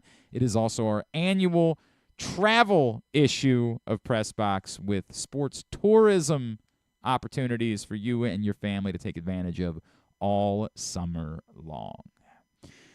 It's time for us to make a trip to Aberdeen to chat with a member of the Ironbirds. Our next guest, 9th-round pick of the Baltimore Orioles a year ago out of Troy. He is Ironbirds pitcher Zach Fruit, and he's with us now here on GCR. Zach, it's Glenn in Baltimore. It's great to chat with you, man. Thank you so much for taking a couple of minutes for us this morning. No, I appreciate it. Thank you. Absolutely, dude. Zach, this first full season, right? And like sort of, I know you had the opportunity to go a year ago, get your feet wet, but how happy have you been making the adjustment in general to pro ball over the course? It's almost exactly 1 year at this point. Yeah, it's been a journey, that's for sure. It's not really the script I would have written up in college, going to 3 different colleges, but hey, I mean, we're here now and we're playing and we're grinding and trying to get through the season. You know, it's funny because you got a little bit of taste of this area in the draft league before you got drafted, right? Yeah, I played for the Frederick Keys 2 summers ago. Right. In MLB. Yeah. So when you found out it was going to be the Orioles, was there a part of you like, oh man, I'm kind of that's kind of cool. I kind of have a connection to that part of the world. Yeah, and it's kind of crazy because it's an hour 45 right up the road from here from Aberdeen. So. Yeah. And all my friends right now are playing on the Keys right now, too. I have a friend that's up there that's committed to Troy that's on the Keys team. So, small world how it all works out. That's really cool, man. That's really, really cool the way that worked out for you. So let's get into it. Obviously, you know, as a starter this year, what were the goals for you coming into this season? Was it as simple as go out, make your starts, adjust? Were there certain numbers that you wanted to get to? Like, walk me through everything that you wanted to have accomplished in this first full season as a pro. Yeah, I mean, for sure. I guess the first thing, like the first whole season as a pro, like you're just trying to stay healthy. It's a long season, 132 games, and you only play 56 in college. So the one thing I found like the most so far as we're like 2.5 months in is just staying healthy. If you can stay healthy, you're gonna have a good professional career and basically keep that right arm attached to you for as long as possible without having to go underneath the knife. But it's. The whole basic thing for me was just trying to stay healthy. We added a couple of pitches to the arsenal, which has been helped me a lot and really helped me succeed this year. But other than that, it's just trying to stay healthy and add those 2-3 more important pitches and keep throwing hard. Can you tell us a little bit about what you added? Yeah, so in college I was a two-seam fastball type guy, but I had a bunch of pops for those people that aren't like familiar with it. Induced vertical break, I had that. So when I got the Orioles, it basically was like, all right, let's try to touch the four-seam, see how the four-seam works. So I added a four-seam fastball and kept a two-seam fastball, and then we added a changeup and a curveball, and then basically kept the slider from college. So basically I've added the four-seam, changeup, and the curveball. Is it difficult to do that at the pro level? Like, or is it, hey, I know I've got time. I can have confidence that, hey, I might get tagged a little bit. It might not go exactly the way that I want. I might walk, and like that's okay because the organization knows what it is that I'm working on. The numbers aren't the end-all, be-all as much as trying to gain command of the pitches. I think you hit it right on top for sure. I mean, during spring training, the ultimate goal for me was lead spring training with the plus changeup. Yeah. And during spring training, it was my first time like really honing in on that changeup. Like, all right, if I'm gonna go far in my professional career, I need this changeup. I need it to be pat down before I go off to Aberdeen in April. So during spring training, throwing the changeup, throwing the curveball, and trying to like figure out the four-seam metrics, like there were some outings in spring training. I go out there and I'm getting freaking torched. I'm like, dude, this is horrible. Like, what's going on? But basically, you just got to stick to the process. It's a long season. I do a thing where I take it month by month. I hate like looking at full season metrics. I look at it month by month because same thing as a hitter, you're going to have bad nights, and same thing as a pitcher. You're going to go out there, you're not going to have your best stuff. So that's why I just try to take it month by month. Zach Fruit from the Aberdeen Ironbirds is with us here on GCR. Are you at a place where you have confidence in the changeup and the curveball, or is that still maybe a work in progress at this point? No, it's kind of funny because I sit down with our pitching coach, and he's like, this is the most absurd thing. Like, you just added this pitch 2 months ago, and it's arguably one of your best off-speed pitches now. Wow. So it's kind of crazy how that works. But, yeah, if it wasn't for all this technology and the player development with the Orioles, I would be in a tough spot right now. But we're pushing along, we're developing, and that's the ultimate goal, is just to develop. So where's your confidence at? Like, you know, a ninth-round pick, it is, in baseball terms, it's still a fairly high pick, but there's nothing guaranteed to someone who's taken at that spot. Where is your confidence at right now that, like, you're on the path that you need to be on to have the opportunity to live the dream that you're trying to live? Yeah, I think it's just sticking to the process and sticking to your goals. Like I said, try not to look too far ahead and try not to worry about the things you really can't control. Baseball is a game of controlling the controllables. So basically just go out there, control what I can do. First pitch strikes, don't walk guys, punch tickets, and throw gas.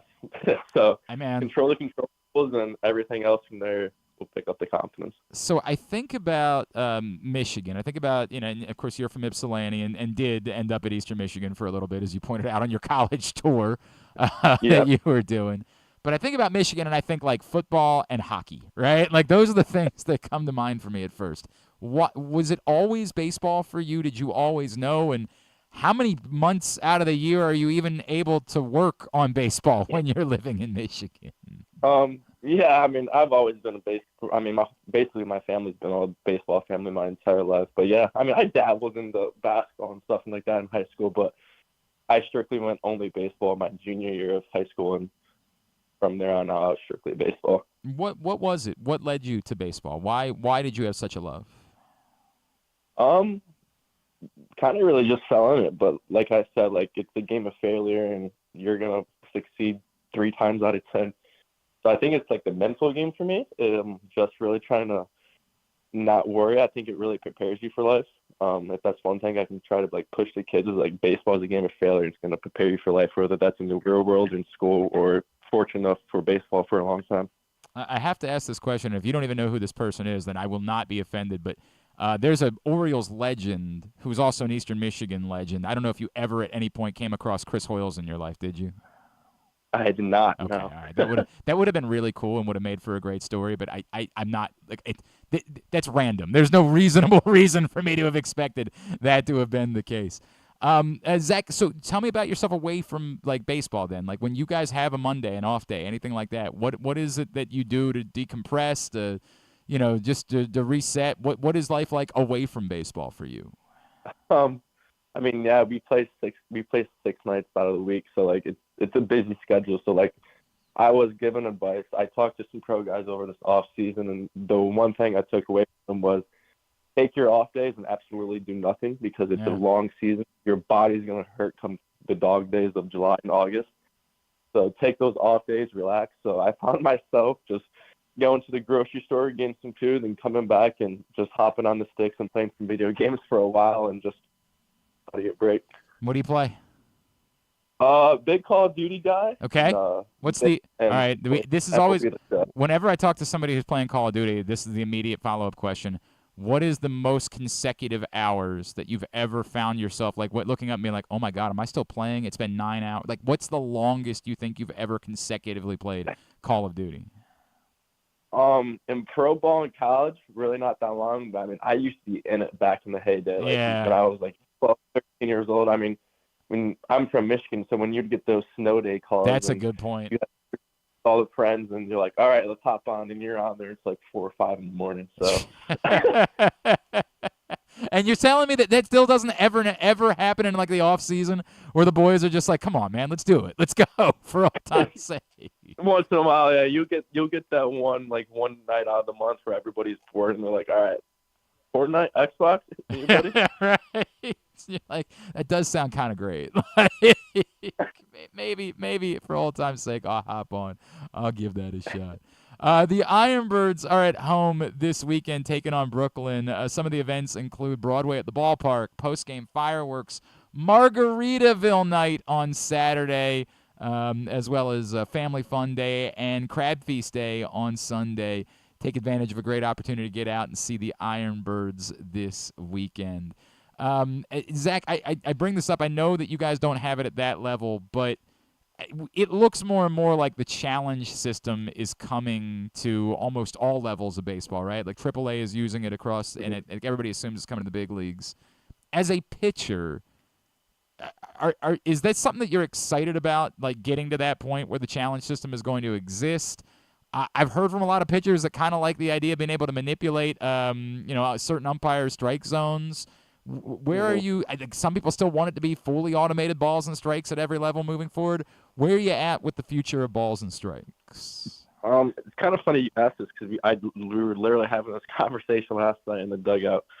The way I look at it is like, I'm against the fully automated balls and strikes. They kind of just take the aspect away from the catcher. Like, what's the point of having a good defensive catcher if we're just going to have the robots call strikes? I'm full game 100% on for the challenge system. It's the same thing. Like, if you think the guy's out at first, like, challenge it. Like, if I think it's a strike, I'm going to tap my hat and we're going to challenge it. I think that's the best way to go about it, just to keep the aspect of baseball intact into the game. But yeah, I'm game for the challenge system. I don't know if I would like the full ABS automatic ball. See, I assumed that like all hitters were going to be opposed to the fully ABS, because I just thought the strike zone would be bigger, right? Like, and that's the part that surprised me, because it's not just you. Like, every pitcher that I've talked to this season, the big leaguers, the guys that have been in baseball for 15, 20 years, like, they're all kind of saying the same thing. I would have thought that like pitchers would have loved the idea of, you mean to tell me that any ball that touches even like the slightest part of a strike zone is now definitely a strike? Like, hell yeah, that's great news for us. But no one has felt that way. Yeah, I mean, like, the way I look at it is that, like, if my catcher's set out of third against a righty and I'm throwing it away to a righty, and I spot up that spot and the umpire thinks it's a strike because I hit my spot and it looks good, like, I might get that call 60% of the time. And if it's an ABS system, I'm never getting that call. So you really can't manipulate the strike zone in a way. So like, that's the way I look at it. Like, I can manipulate the strike zone to the umpire. So yeah. It's so funny. It's what every pitcher has told me. Like, we get to know what an umpire strike zone is, and then we are going to town. Like, that's the way it's gonna work. And we like having that advantage. Yeah, there's some games where you have that catcher like set up like way outside for the first pitch of the game. Like, if you get that call, then you know where we're going. The rest of the game. This is what I've got, right? You can almost. We should now it's got to be a trick. We're gonna watch you smile after the first pitch of the game, moving forward, and see how you're feeling about it. Zach, man, it's great to chat with you. Great to get to know you. Orioles fans can follow you. It's Zach.Fruit on Instagram, correct? Yes, sir. And are you on Twitter still? I am Zach_Fruit. Yep. Zach_Fruit there as well. Hey, Zach, congratulations on the success you're already finding. Can't wait to see what's next for you. Really enjoyed chatting with you this morning. Hope that we can do this again moving forward as you make your way through the system, man. No, I appreciate it. Thank you. Absolutely. Zach Fruit, the Aberdeen Ironbirds, with us this morning here on GCR. All right, we are well overdue for grabbing a break, so we will do that next. Then we'll come back in, and we will talk about Would You Rather Wednesday scenarios. That's on the way. It's Glenn Clark Radio. Gambling can be a fun and entertaining experience, but there are risks involved. If you're planning on betting on the game at the casino or on your phone or computer, know your limit, stay within it. Set a budget and a time to stop. Remember, gambling isn't a financial solution, and it doesn't mix well with alcohol or drugs. Know the risks and have a plan before you begin gambling. For free and confidential services, call 1-800-GAMBLER 24/7 or go to helpmygamblingproblem.org. Discover one of Baltimore's hidden gems at Guilford Hall Brewery. Enjoy dinner in our spacious brew pub, sip a signature cocktail in our outdoor dog-friendly beer garden, or take a tour of our brewery.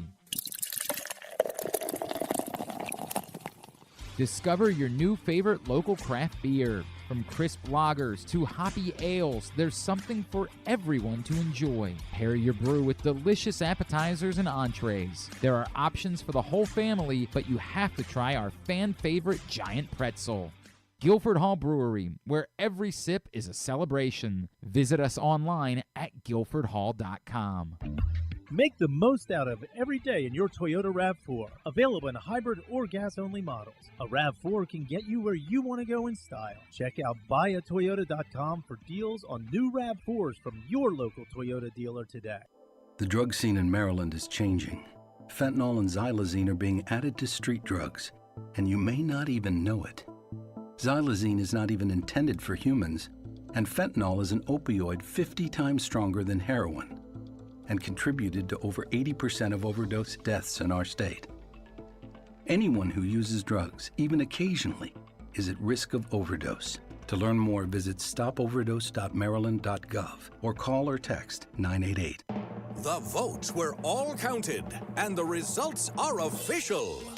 Royal Farms was named #1 for food in the USA Today 10 Best poll, receiving more votes than any other convenience store chain in America. The next time you want to get some good food fast, doesn't it make sense to go to Royal Farms? Voted best in the USA and home of world-famous chicken. Real fresh, real fast, Royal Farms. The latest edition of Press Box is available now, and on the cover, Glenn Clark and Stan the Fan Charles sit down for a sports conversation with Maryland Governor Wes Moore, discussing the Orioles and Ravens stadium leases, the future of horse racing in Maryland, and how his own football career at Johns Hopkins shaped him as a leader. This is also our annual travel issue with information about sports tourism opportunities in Maryland for your family to take advantage of throughout the summer. Press Box is available for free at over 500 locations throughout the region, including 60 Royal Farm stores, or you can read the entire issue at PressBoxOnline.com, where you can find great betting advice and the best daily coverage of the O's, Ravens, and Terps. One of the things that's definitely wrong with this country is that this dude still has a job somehow, some way. Glenn Clark. All right, back in here on GCR as we continue along on a Would You Rather Wednesday edition of the program. Don't forget that somebody's going to win a $25 gift card to Glory Days Grill just by participating in Would You Rather Wednesday. So get your responses in at Glenn Clark Radio on Twitter, Facebook.com/Glenn Clark Radio. Those are the best ways to go about doing it. With that in mind, let's talk about it. Would You Rather Wednesday scenarios today. Number 1, would you rather the Orioles go all out, balls to the wall, make one trade? It's a blockbuster. Sweet. Tyler Anderson? Kobe Mayo, Samuel Basayo, and Heston Kjerstad to Chicago for Garrett Crochet, Eric Fetty, and Luis Robert. I got to write this. Mayo? Yes, Mayo, Basayo, and Kjerstad for Fetty, Crochet, and Robert. Or they make only one trade. Oh, that's the first option. Yeah. Or they make only one trade and it's Connor Norby for Jack Flaherty. I mean, I still really like Cal Quantrill. No. I'm making my mind up to Tyler Anderson now. No. Maybe just Eric Fetty? No. Like one trade. Either way. That's it. Basayo, Mayo, and Kjerstad. Basayo, Mayo, and Kjerstad for Crochet, Fetty, and Roberts. What's Luis Roberts' control? Like he still got he'd be here. Spot track. I gotta refresh my what are Luis Roberts' stats? Well, when he plays, they're pretty good. That's the thing. Robert has club options for his arbitration. Oh no, club options through 2027. He's not a free agent until 2028. Okay, and he can play center. He plays. Yep. He's a right-handed bat. Let's see. But he doesn't stay healthy. He doesn't stay healthy. He doesn't stay healthy. He played 145 games last year. He's got that going for him. He hit 38 home runs when he was healthy, but he never played. He's only played 26 games this year. God. Yeah, he's got a health problem. It's part of the conversation. I don't think I can make that trade. Okay. So Jack Flaherty it is. Come on back, Jack Flaherty. Jack Flaherty it is. I'm very torn about this one, extraordinarily torn, because everybody knows. Terrible, actually. Everybody knows Fetty's my guy, right? Like everybody knows. You do all three of those guys just for Fetty. 100%. Just throw everything at Eric Fetty. That's my guy. And the idea that Garrett Crochet is doubly helpful, right? Like he's helpful potentially this year as a starter, and then when that runs up, could help you in your bullpen where you need help as well. And could then end up being, your future ace in a world, or a future ace in a world where there's no Corbin Burns movie. Like you start doing this and you're like, oh man, two of them. And then like imagine if Luis Robert is the best version of Luis Robert after you acquire him. Like imagine if that's the case. Then wasn't it the best version of Jack Flaherty? Well, you still only have him for the rest of this year. Like he's still a rental again. Yeah, but what'd you say? Who'd you say? Connor Norby. Oh, Norby. Right. Who's a real he's piece, and like you feel like you should be doing better than Jack Flaherty for Connor Norby. It's part of why I didn't. They throw in No. There's no throw in. Stop. Player be named later. Stop. I guess because Drew's not here, you feel like you need to do a shtick. Bad. No. No, I want more. These are the options. It's this bad options or that. I understand that. It's like all the people on Twitter who just want to remind me how smart they are. Well, I don't like that. Right, I understand. It's called Would You Rather Wednesday. You pick one or the other. In this hypothetical scenario, I'm going bold. I'm doing it. I don't want to. It's not the trade that I want to make. I'm not telling you that that's I want the Orioles to do it. It's just that, like, I'd rather not sit on another season and just make a trade for the sake of making a trade. And by the way, that might end up being it might be that all three of those guys are blue chip guys. I agree wholeheartedly. And these are three guys that they all have very But that's I understand. You understand that blue chip prospects are not proven major league players. You understand that, I right? do, yeah. Okay, I just want to make sure that when you say that, I don't the ceiling of. Well, I mean, it's just, who knows what Crochet could be. That's it's potential that he could be an ace for some time. Will he be? We don't know. I have to do one. I'm doing. You have to do. You're doing Jack Flaherty. Yeah, Jack Flaherty. That's your guy. Flag Charity. Jump a Jack. Number 2, speaking of the Orioles, a baseball genie offers you the chance to end the losing streak today and a guarantee they won't lose more than 3 straight the rest of the year. Wow. If you call all of your friends' parents in the next 72 hours and explain Hawk Tua to them. I have good relationships with my friends' parents. Anyone that you were friends with in high school. Oh, all of them? Yeah. Hey, this is Griffin. Exactly right. I talked to, what's his face? Remember, I was over at your house once. Yeah. We were drinking soda. But there's a good chance a lot of them have seen Hawk Tua, and they already know what it is. So it's a quick conversation. Is there, though? Is there? All of them. For 72 hours, that's all you're doing is calling parents. It'd be good to catch up with some of them, too. Parents and explaining Hawk Tua to all of them. Or they don't need my help. I just because it'd be time consuming. Mm-hmm. You know, and you know, the like we were talking about yesterday, the 83 team, they lost 7 games. If it gets to 8, then it's a problem, obviously, because there's no precedent for winning a World Series during an 8-game after an 8-game losing we all streak. know that. Yeah, it's never happened.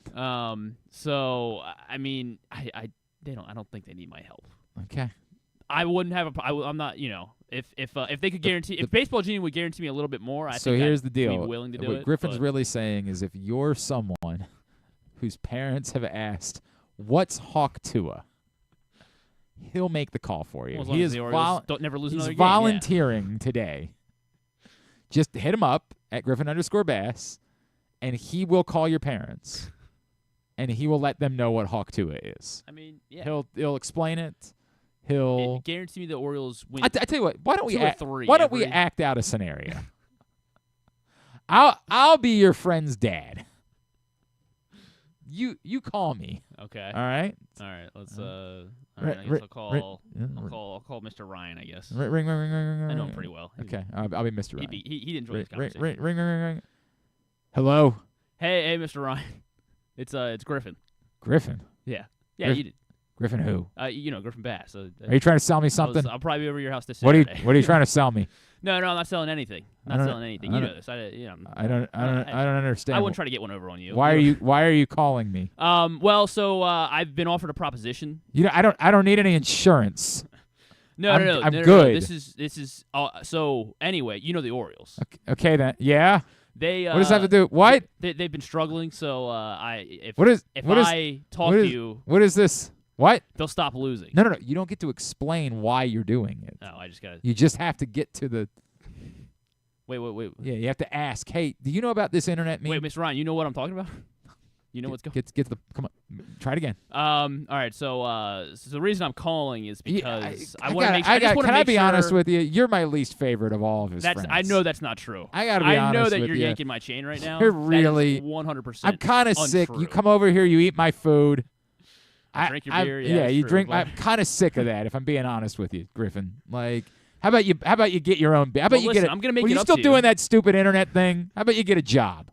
A nice job. Well, I'm gonna make it up to you. Go pick some horses. Get a job. Anyway, the reason I'm calling, I want to make sure that you understand. Does Hawk Tua mean anything to you? Huh? So anyway, there's this girl. What? You know what street interviews are? What? There's this girl. Hun, do you understand any of this? No, you don't need to call Miss Lisa. Why? Yeah, it's Griffin. Yeah, the little snot-nosed kid that runs around. No. He doesn't. No. You don't need to say that to her. Yeah. Hold on. Wait. Not the one we caught doing the thing in the backyard. That was no. Yeah. Good. I'm glad you were able to separate me from that. So what? So hack-a-loogie. What? Yeah. Basically, yes. Wax-a-hockey? Yeah. So when. Can you get to the point? Yeah. So Hawk Tua is a method of.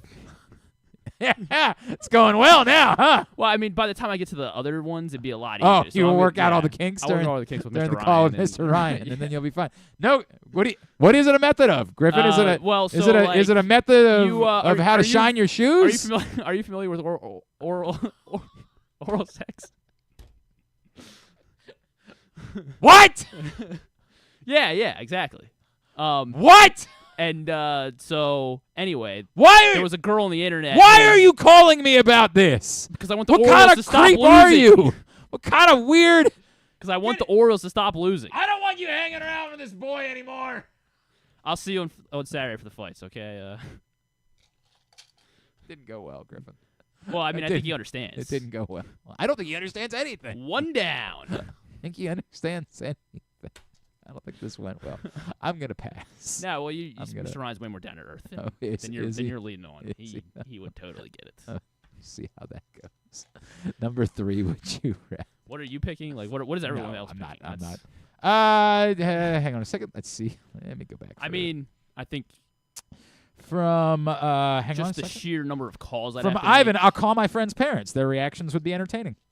Yes. John in Little Rock. Oh my God, nah, they are okay. No need for my help. Just Another Parrot Head says, I'll take one for the team and explain, but I want to be in the lead car for the parade. I can't give you that. I can't do that. Eric, I would rather the Orioles lose every game for the rest of perpetuity if that damn video mentions of it and memes of it if I never had to see or hear it again. I think it's been fun. I like the AJ Hawk into a tagline logo. Yeah, I like that the first time, and like 80 other people did it. Like, okay, God, we got that. Jake Patterson, our buddy, said, one of my best friend's moms was also my English teacher for all 4 years of high school, so the O's don't need my help.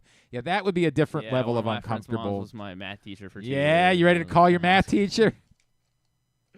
Hi, Mrs. Brightwell. Do you? Well, I call her by her Do first you? name. Do you know how to hawk Tua? Is that what I sound like? I don't know why. I just gave you. I just feels like when you would call her, that would be what it would sound. A little more sheepishly than when I'm. That would be a little. Than bit my more salesman like voice what with it would Mr. sound. Ryan. I have dealt with like teachers that I had that ended up becoming friendly with as adults, and I still am not capable of like bridging the gap of talking about these types of topics with them. I could not do that.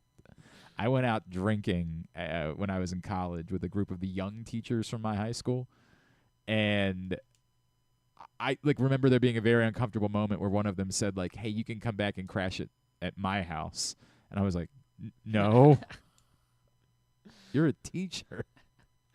I'm not doing that." No, Mr. Smith. No, it was not Mr. Oh, It Mrs. was, Smith. It was not Mrs. It was. I don't want to say. Okay. You know what? I'm not going to do this. I'm sure that no crime was committed. Let's start with that. Well, now I'm starting to wonder. Yeah, nothing. I just don't.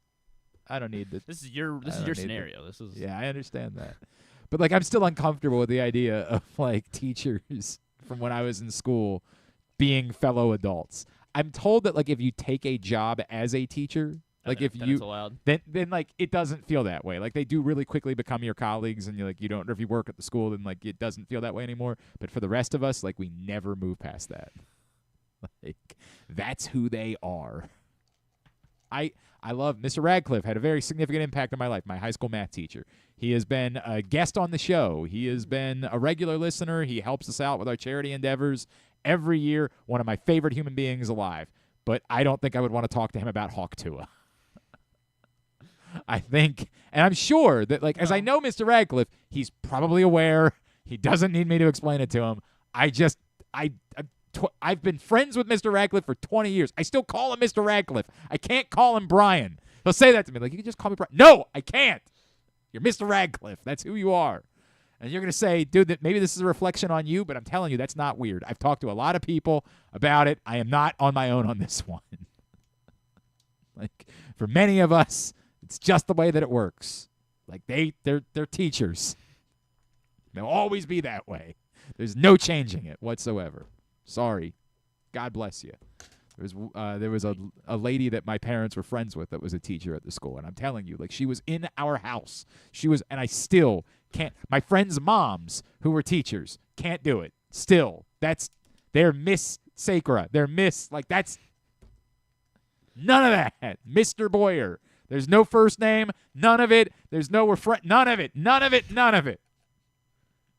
Teachers. That's what they are. All right. Sorry. Would you do? So you wouldn't. No, I would not. I would not be calling. No, not a chance. Not a chance in hell.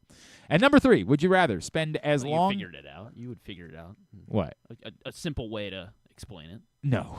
No, I'm not doing it. I'm good. I just don't. All right. You want the Orioles to lose? Like, there's certain, again, to the point. I think we would all have certain friends' parents that, like, no problem. Like, we just know whose friends' parents. I call my childhood best friend Chris's mom. We laugh about it. It's hilarious, right? I call there are certain friends' parents that, like, the chills of, like, just the anxiety of them waiting to pick up the phone and trying to. Nope. Good. Thanks. I'm all right. I'm gonna pass. All good. Some of them, I realized that, like, some of my friends' parents, I never really even knew, like, only in, like, passing. A lot of my friends' parents, like my best friends' parents, like, they came to my wedding, things like that. But some of my friends' parents, like, we know of each other, but we don't know each other. Like, imagine I had to call John Proctor's, like, mom. We don't know each other nearly well enough for me to be comfortable with that. Like, the Gatsby's, I could call the Gatsby's parents, and we'd have a ball. 100%. Like, old Dave, we'd laugh about it. But Proctor, like, I don't know his parents well enough to know. In fact, one time, Proctor, years ago, had us come over to his grandmother's house. They had, it's like where the family would gather, and he's got like 1,000 siblings and like 1 million nieces and nephews. And I know all of his siblings, and like I've known him for a long time. But like I swear to God, this is how many kids they have. They can't possibly keep up with who all of their kids' friends are. They can't. They have 1 million kids and 1 billion grandkids, right? Like they can't possibly do it. So they have the grandparents' house where like the gathering was because they had a pool, like that was where they would do events. And he has come over, and I get there, and his mom looks at me and is just like, "Which one are you?" And it's very much in like, "Why are you here?" It's Ricky Stenicki. That's right. I didn't watch it. I can't. That was the premise, essentially. Okay, who are you? And I remember her saying something to John, like, because like I think John's sister was like, that's Glenn, you know that. And I remember her saying something like, "Oh, you always got so many people coming in and out of here. I can't ever." And I looked at John and said, "I think she just called you a whore." Like, I think that's the way it goes. Well, he is, yeah. Yeah. I don't know if Proctor's listening today or not, if he remembers that story. But I'm not calling Proctor's mom. I'm not doing it. It's just not happening. I'm sorry. I'm not going that route. That's the way it is. And number 3, would you rather? You have to spend. So I think everybody's familiar with the story of Katie Pumphrey, Baltimore zone, open water swimmer. She swam 24 miles through the bay and into the harbor yesterday. Amazing, amazing accomplishment. Unbelievable thing that she did. Is hoping that, is apparently the water is supposed to be swimmable now, and I know that we all have our opinions about that. That, like, I guess there's a governing body for open water swimming, and she wants that governing body to recognize her path as, like, an official course, an open water course. I don't know all the details. We got to try to track her down. I know she's busy. It's a very busy week. I understand that. I'd like to try to chat with Katie. Because from the sports aspect of this, I would like to get more of the details of why, just as an accomplishment, it's cool, and nobody had ever done it before, and it's amazing. Say all this to say, would you rather? No. You have to spend as long as it takes to replicate Katie Pumphrey's swim through the bay into the harbor. 24 miles. Now, 2 points, you're not going to die. You can stop. Like, she had boats with her. She didn't need those. She was fine. She's an athlete. We're not.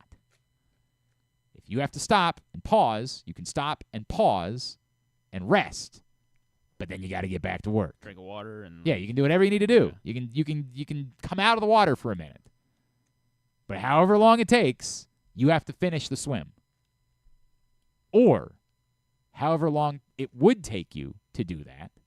Instead, you spend all of that time doing nothing but watching a string of 0-0 soccer matches.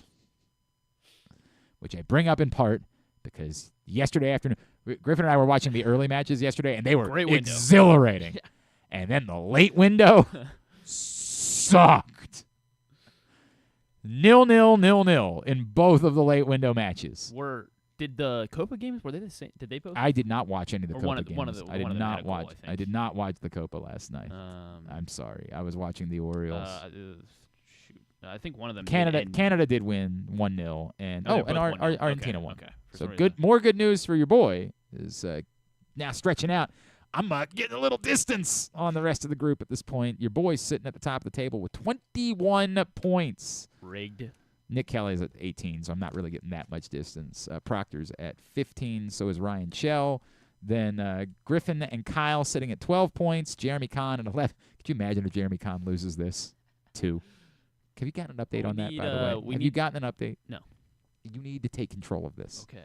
Before football season begins. Well, yes. That'll be ideal. But John in Little Rock is bad. It's bad. And Poland did him no favors, and now they're done. Dunsky. Well, he said he was going to do this anyway, so... Yeah, that's the only part about this that could be disappointing is that John Little Rock might just enjoy eating the Mayo dogs. Too. That would be, be a real bummer if that's the case. But don't look great for John Little Rock. Anyway, number 3. Would you rather the swim or nothing but 0-0 soccer matches? I mean, I'm always up for a good little challenge, but I don't know. Really I think either one of these is a challenge. I think your mental health will be severely tested by watching nothing but there are good, and then there are, like the ones that yesterday, the ones in the afternoon yesterday were not those. What were I didn't even like. England Slovenia was dreck. Well, I was rooting hard for Slovenia. Yeah, so it was a great result for you, but you don't have this in this Slovenia. scenario. You don't get that in this scenario. Yeah, but they're still entertaining. Not these. Like a good broadcast quality, so like the announcers are doing a good job of like, okay, this is an important game Griffin, for whatever think reason. about how long it would take you to swim 24 miles. Probably 2 days. I could do it maybe in like a day, like 24 hours. I feel like maybe. Are you a good swimmer? I think so. Yeah. See, I'm not a great swimmer. I take pride in my swimming. Now there's also like it's much like the running thing for me. Like once I get going, like I'm not going to want to stop because when I stop, like it's going to be hard for me. So Yeah. I think I will do big chunks in this scenario, but it's going to take a long time. Yeah, I know. It would take a long time. It's going to take a long time. She did 24 miles and essentially... She did it about basically like 12 hours? Or yeah, a little bit more or a than little 12 more? hours, yeah. I don't remember what the actual Okay, official so time I don't was. know if I could do it in 24. Yeah, that's what I'm saying, dude. So so when you say the chunk of time I'm watching these soccer games, Yeah. it's It's like if I have to swim, like I could take a nap between these. If you between had this to, yeah. stretch If of that's what swimming. if it took you 36 hours to do Yeah. this, you got to spend 36 consecutive hours doing nothing but watching 0-0 Do I soccer get to take a nap matches. between these? No. Can I take a nap during the games? No. During these soccer games. You have to watch them. You have to watch every play. I mean, If you stop, it resets. I can like scroll Twitter. Or No. Nothing How are you but gonna stop me from watching the scrolling soccer Twitter? matches because I'm going to be governing this. I'm So going you're to be. watching- It's, actually, I'm now going to I be might like do it 'cause I'm you're gonna gonna be have to like watch I'm going to me. be like the Squid Game. I can scroll on Twitter if I like. I'm gonna be like the Squid Game just as people. bad for you. I'm going to shoot you. Because I'm gonna like, he's not looking. Yeah, no, you're not. Because I'm going to tag out and somebody else is going to come tag in. That's even that's worse than me. Worse than you? Yeah. No one. Yeah. You're pretty bad. I am the worst. It's a great point. I like making your life hell. Which But I one get you to doing? eat Which while- one I are get you to doing? eat food. while I watch these games. Yeah, but not pig out. Yeah, okay. Like commiserate with what you would eat on the swimming. So like maybe some power bars, things Fruit? like that. Yeah, some fruit. Yeah, not Zach fruit, but No, not Zach Fruit. Good guy, Zach Fruit. I mean, like, so wait, what do I get after I finish this swim? I just Nothing. You just have to do one or the other. Well, you would be able to say that you accomplished the swim. You would have that going. I mean, for you. yeah, I could be like, yeah, one time I swam 24 miles Yeah. for no reason at all. Exactly right. You got that going for you. And because I didn't want to watch 0-0 soccer matches for 2 days. Yeah. I don't really want to do either. Really? Griffin? Really? You don't? Really? Stunner. I can't believe that. I think I'm leaning towards the soccer. Jesus. I'm doing the swim. I'm doing the swim because it's the only one where like you. Well, now knowing that you would do the swim, I kind of want to prove that I'd You crush your time. Okay. You apparently don't know me. I'm the 25th fastest man in Annapolis.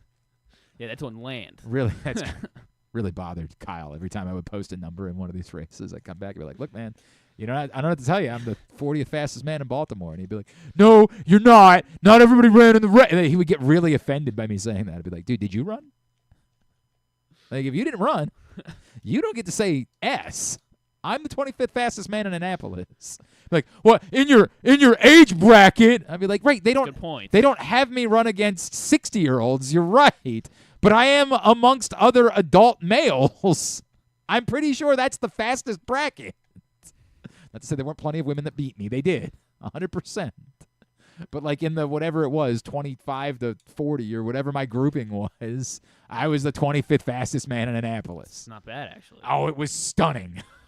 If that was true. But it's obviously not. I got to the finish and I looked at my time. I'm like, no, there's no way. That looks like a runner's time. T25 here. I'm like, what the hell is going on? I posted the time and everybody's like, what? Are you a runner? Maybe? I'm telling you, when I have to do one of these things, I just want to get it over with. Like, it's just keep running. So, like, that's the way that it goes. So you're saying we might have a tortoise in the hare situation. It might be. Where It you might beat be. me because I just keep going. I can eat an apple. Yeah, here right? and- Like, and I'm just keep swimming. I'm Dorian it, the whole thing. All right. Get your responses. I'm swimming. You're swimming. Just because I am. Yeah. Despite you.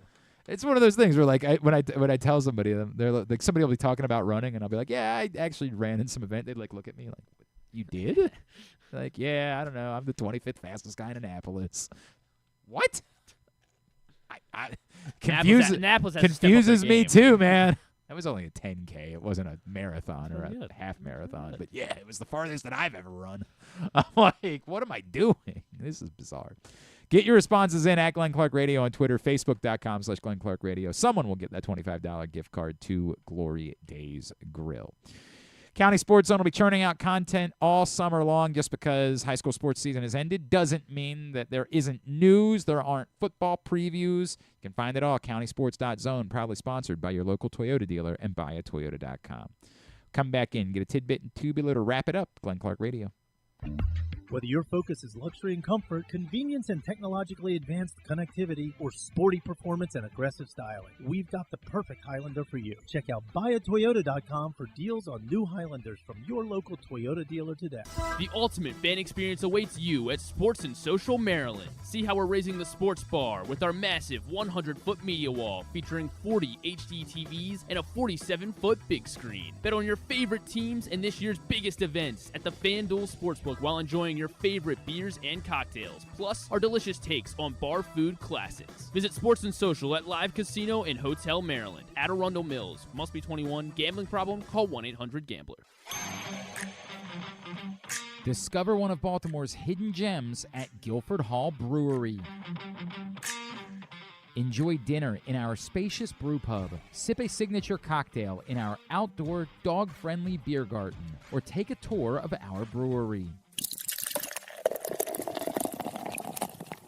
Discover your new favorite local craft beer. From crisp lagers to hoppy ales, there's something for everyone to enjoy. Pair your brew with delicious appetizers and entrees. There are options for the whole family, but you have to try our fan-favorite giant pretzel. Guilford Hall Brewery, where every sip is a celebration. Visit us online at guilfordhall.com. The latest edition of Pressbox is available now, and on the cover, Glenn Clark and Stan the Fan Charles sit down for a sports conversation with Maryland Governor Wes Moore, discussing the Orioles and Ravens stadium leases, the future of horse racing in Maryland, and how his own football career at Johns Hopkins shaped him as a leader. This is also our annual travel issue with information about sports tourism opportunities in Maryland for your family to take advantage of throughout the summer. Pressbox is available for free at over 500 locations throughout the region, including 60 Royal Farm stores, or you can read the entire issue at PressBoxOnline.com, where you can find great betting advice and the best daily coverage of the O's, Ravens, and Terps. The drug scene in Maryland is changing. Fentanyl and xylazine are being added to street drugs, and you may not even know it. Xylazine is not even intended for humans, and fentanyl is an opioid 50 times stronger than heroin and contributed to over 80% of overdose deaths in our state.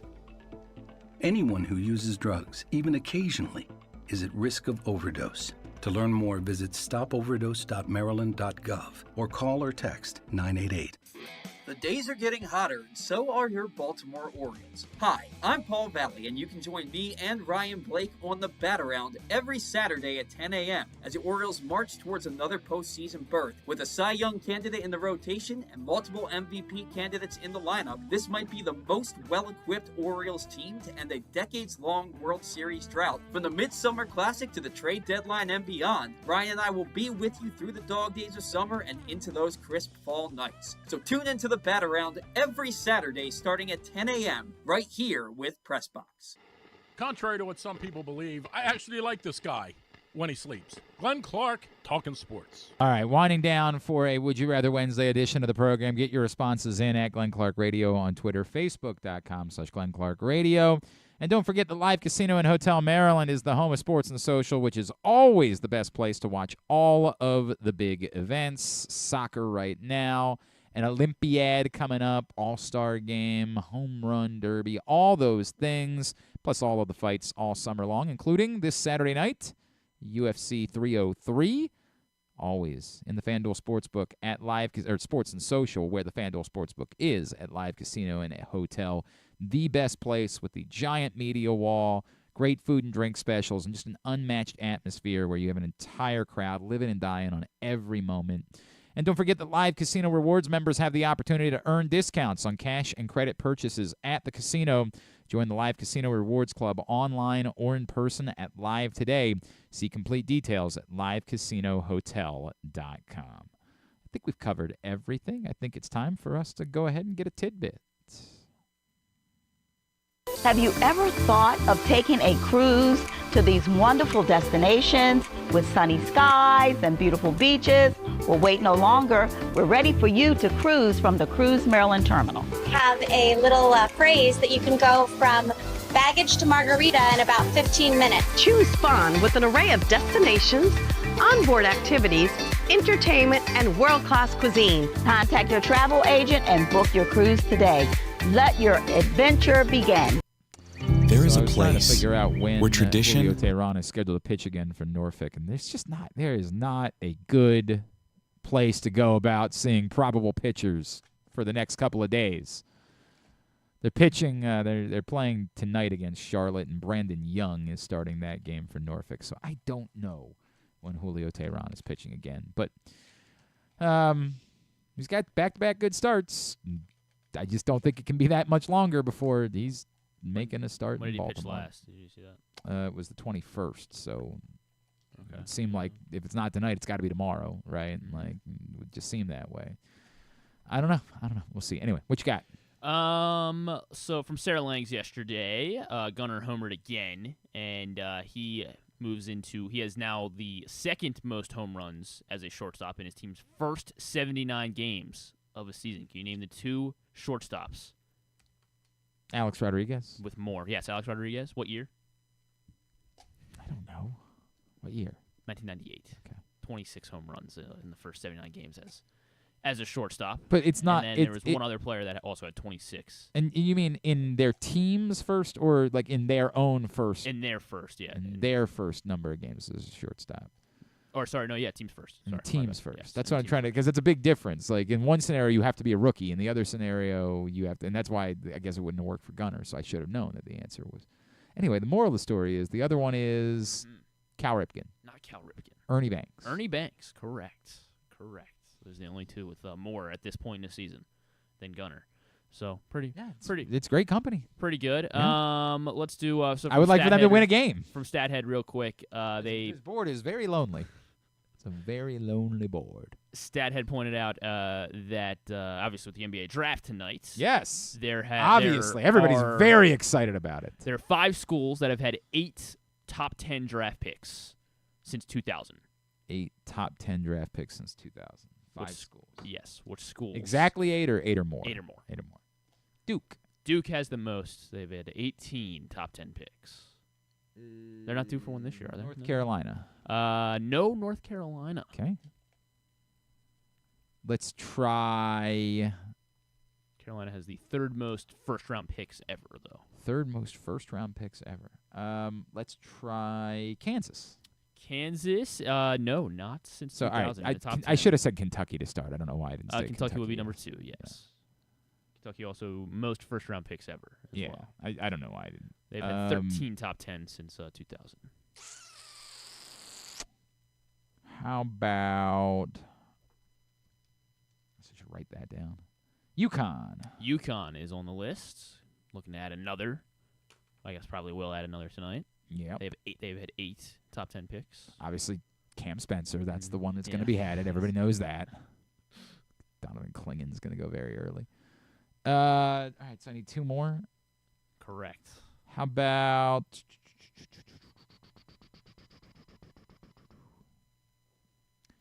Florida? Not Florida. Yeah, it seems like because they had a bunch, like right? 40 Yeah. How about?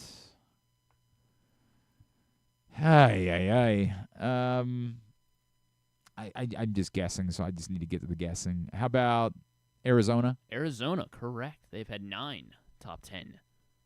top 10 picks since 2000. Michigan? Not Michigan. Michigan State? Not Michigan State. Syracuse? Not Syracuse. Louisville? No, they haven't had. What are we doing? Louisville is top 10, though, with first-round picks all time, though. Okay, we got that going for us, which is nice. That doesn't help you here. Not in a little bit. God. This feels like UCLA? Not UCLA. Yeah, it's not been their century. No. I just got to keep this moving. And I want to watch. God damn it. Texas. Texas is the correct answer. 8 as well for Texas. 8 top 10 picks for Texas. Guess I probably should have guessed them earlier, like Durant and obviously LaMarcus Aldridge. Like, I guess I should have gone earlier, but man. All right, very good. Very good. Now let's get totally tubular. There is a place where tradition, family, and community gather, where the aspirations of talented young competitors takes root, and where the crossroads of history, culture, and renewal come together. This spring, experience America's newest and most innovative ballpark, Meritus Park in Hagerstown, Maryland, home of the Atlantic League Flying Boxcars. Plan your getaway today. You're welcome in Hagerstown, Maryland. All right, here's what's coming up. Orioles try again to snap the losing streak. 6:35 tonight on Masson. Avoid a back-to-back. I bet it's today. You think it's tonight? Yeah. Back-to-back sweeps could be the other side of it. As they finish up a series of the Guardians, Carlos Carrasco, Grayson Rodriguez, the pitching matchup for that tonight. As Griffin mentioned, NBA draft round 1. Just round 1 tonight because we got to do a bizarre matinee draft tomorrow. Round 1 tonight at 8 o'clock on ABC and ESPN. Weird. Euro right now on Fox, Ukraine and Belgium. I think if Belgium doesn't win, then John just might as well go ahead and eat the Mayo Dogs tomorrow.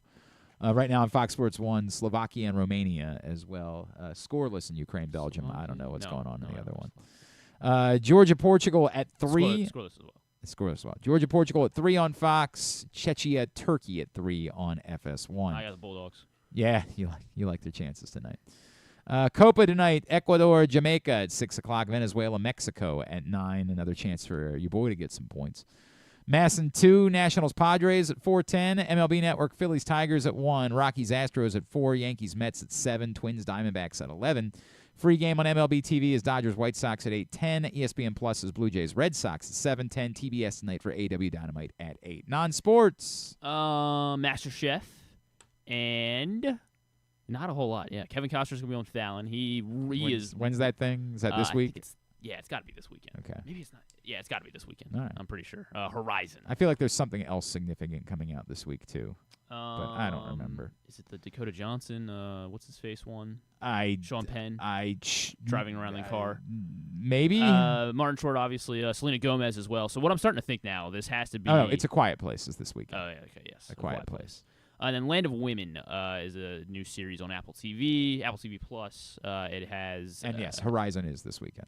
Eva Longoria, and her big New York husband gets into financial trouble, so he tells her that she needs to leave the country.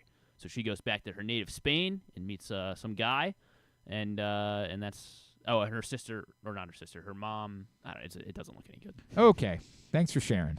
It does have Eva Longoria though, so there's that. Yeah, that is it. The movie you're thinking of is called Daddy-O. Yes, and Daddy-O. It I don't know why I does can't remember come out this weekend, but I don't think it's expected to do People are a not significant box office draw, but it does come out. It's this literally weekend. just Dakota Johnson and Sean Penn. Well, so, good for Dakota Johnson and Sean Penn. I hope they're very happy. I don't know what you want me to say here. Thanks today to Adam Neuman. Thanks to Stephanie Apstein. Thanks also to Arthur Maulet and to Zach Fruit. We'll get it all up in the greatest hits section of the Oh my God, it's so good. tab at GlennClarkRadio.com. Tomorrow on the program, we're making a trip to Bowie. Matthew Etzel, who just recently got called up. And then hopefully things. Stuff and things. Are we doing Rangers tomorrow? Yes. Hopefully we're doing Rangers as well. Okay. Things are going well. Thanks, everybody at PressBox, all of our great sponsors and partners, including Live Casino and Hotel Maryland. Visit Hagerstown and Washington County, Cruise Maryland, Guilford Hall Brewery, Royal Farms, the Ed Block Courage Awards, HelpMyGamblingProblem.org, Costa Sin, MSAA, the Baltimore Orioles, your local Toyota dealer, buyatoyota.com. Thanks to Griffin at Griffin_Bass. Follow us, Twitter, Instagram, and TikTok at Glenn Clark Radio, and get your Would You Rather Wednesday responses in. Have a great Wednesday night. For the love of God, go. Tomorrow, if the Orioles lose again, we got to mix things up. I got to sit like in a different chair. You produce? I don't know that I know how to do all that stuff, so I don't know if that's an option. I'll sit over there. I don't know, maybe we'll do the show shirtless. That might be. We got to do something inside. We definitely have to go inside out tomorrow for sure. If not, then maybe Friday shirtless. I'm not sure. We just got to think about what we do. Completely naked. All right, fair. If that's what it takes, we'll do anything for the team, except for calling our friends' parents to tell them about Hawk to it. Have a great Wednesday night. Go Birds. Duke sucks.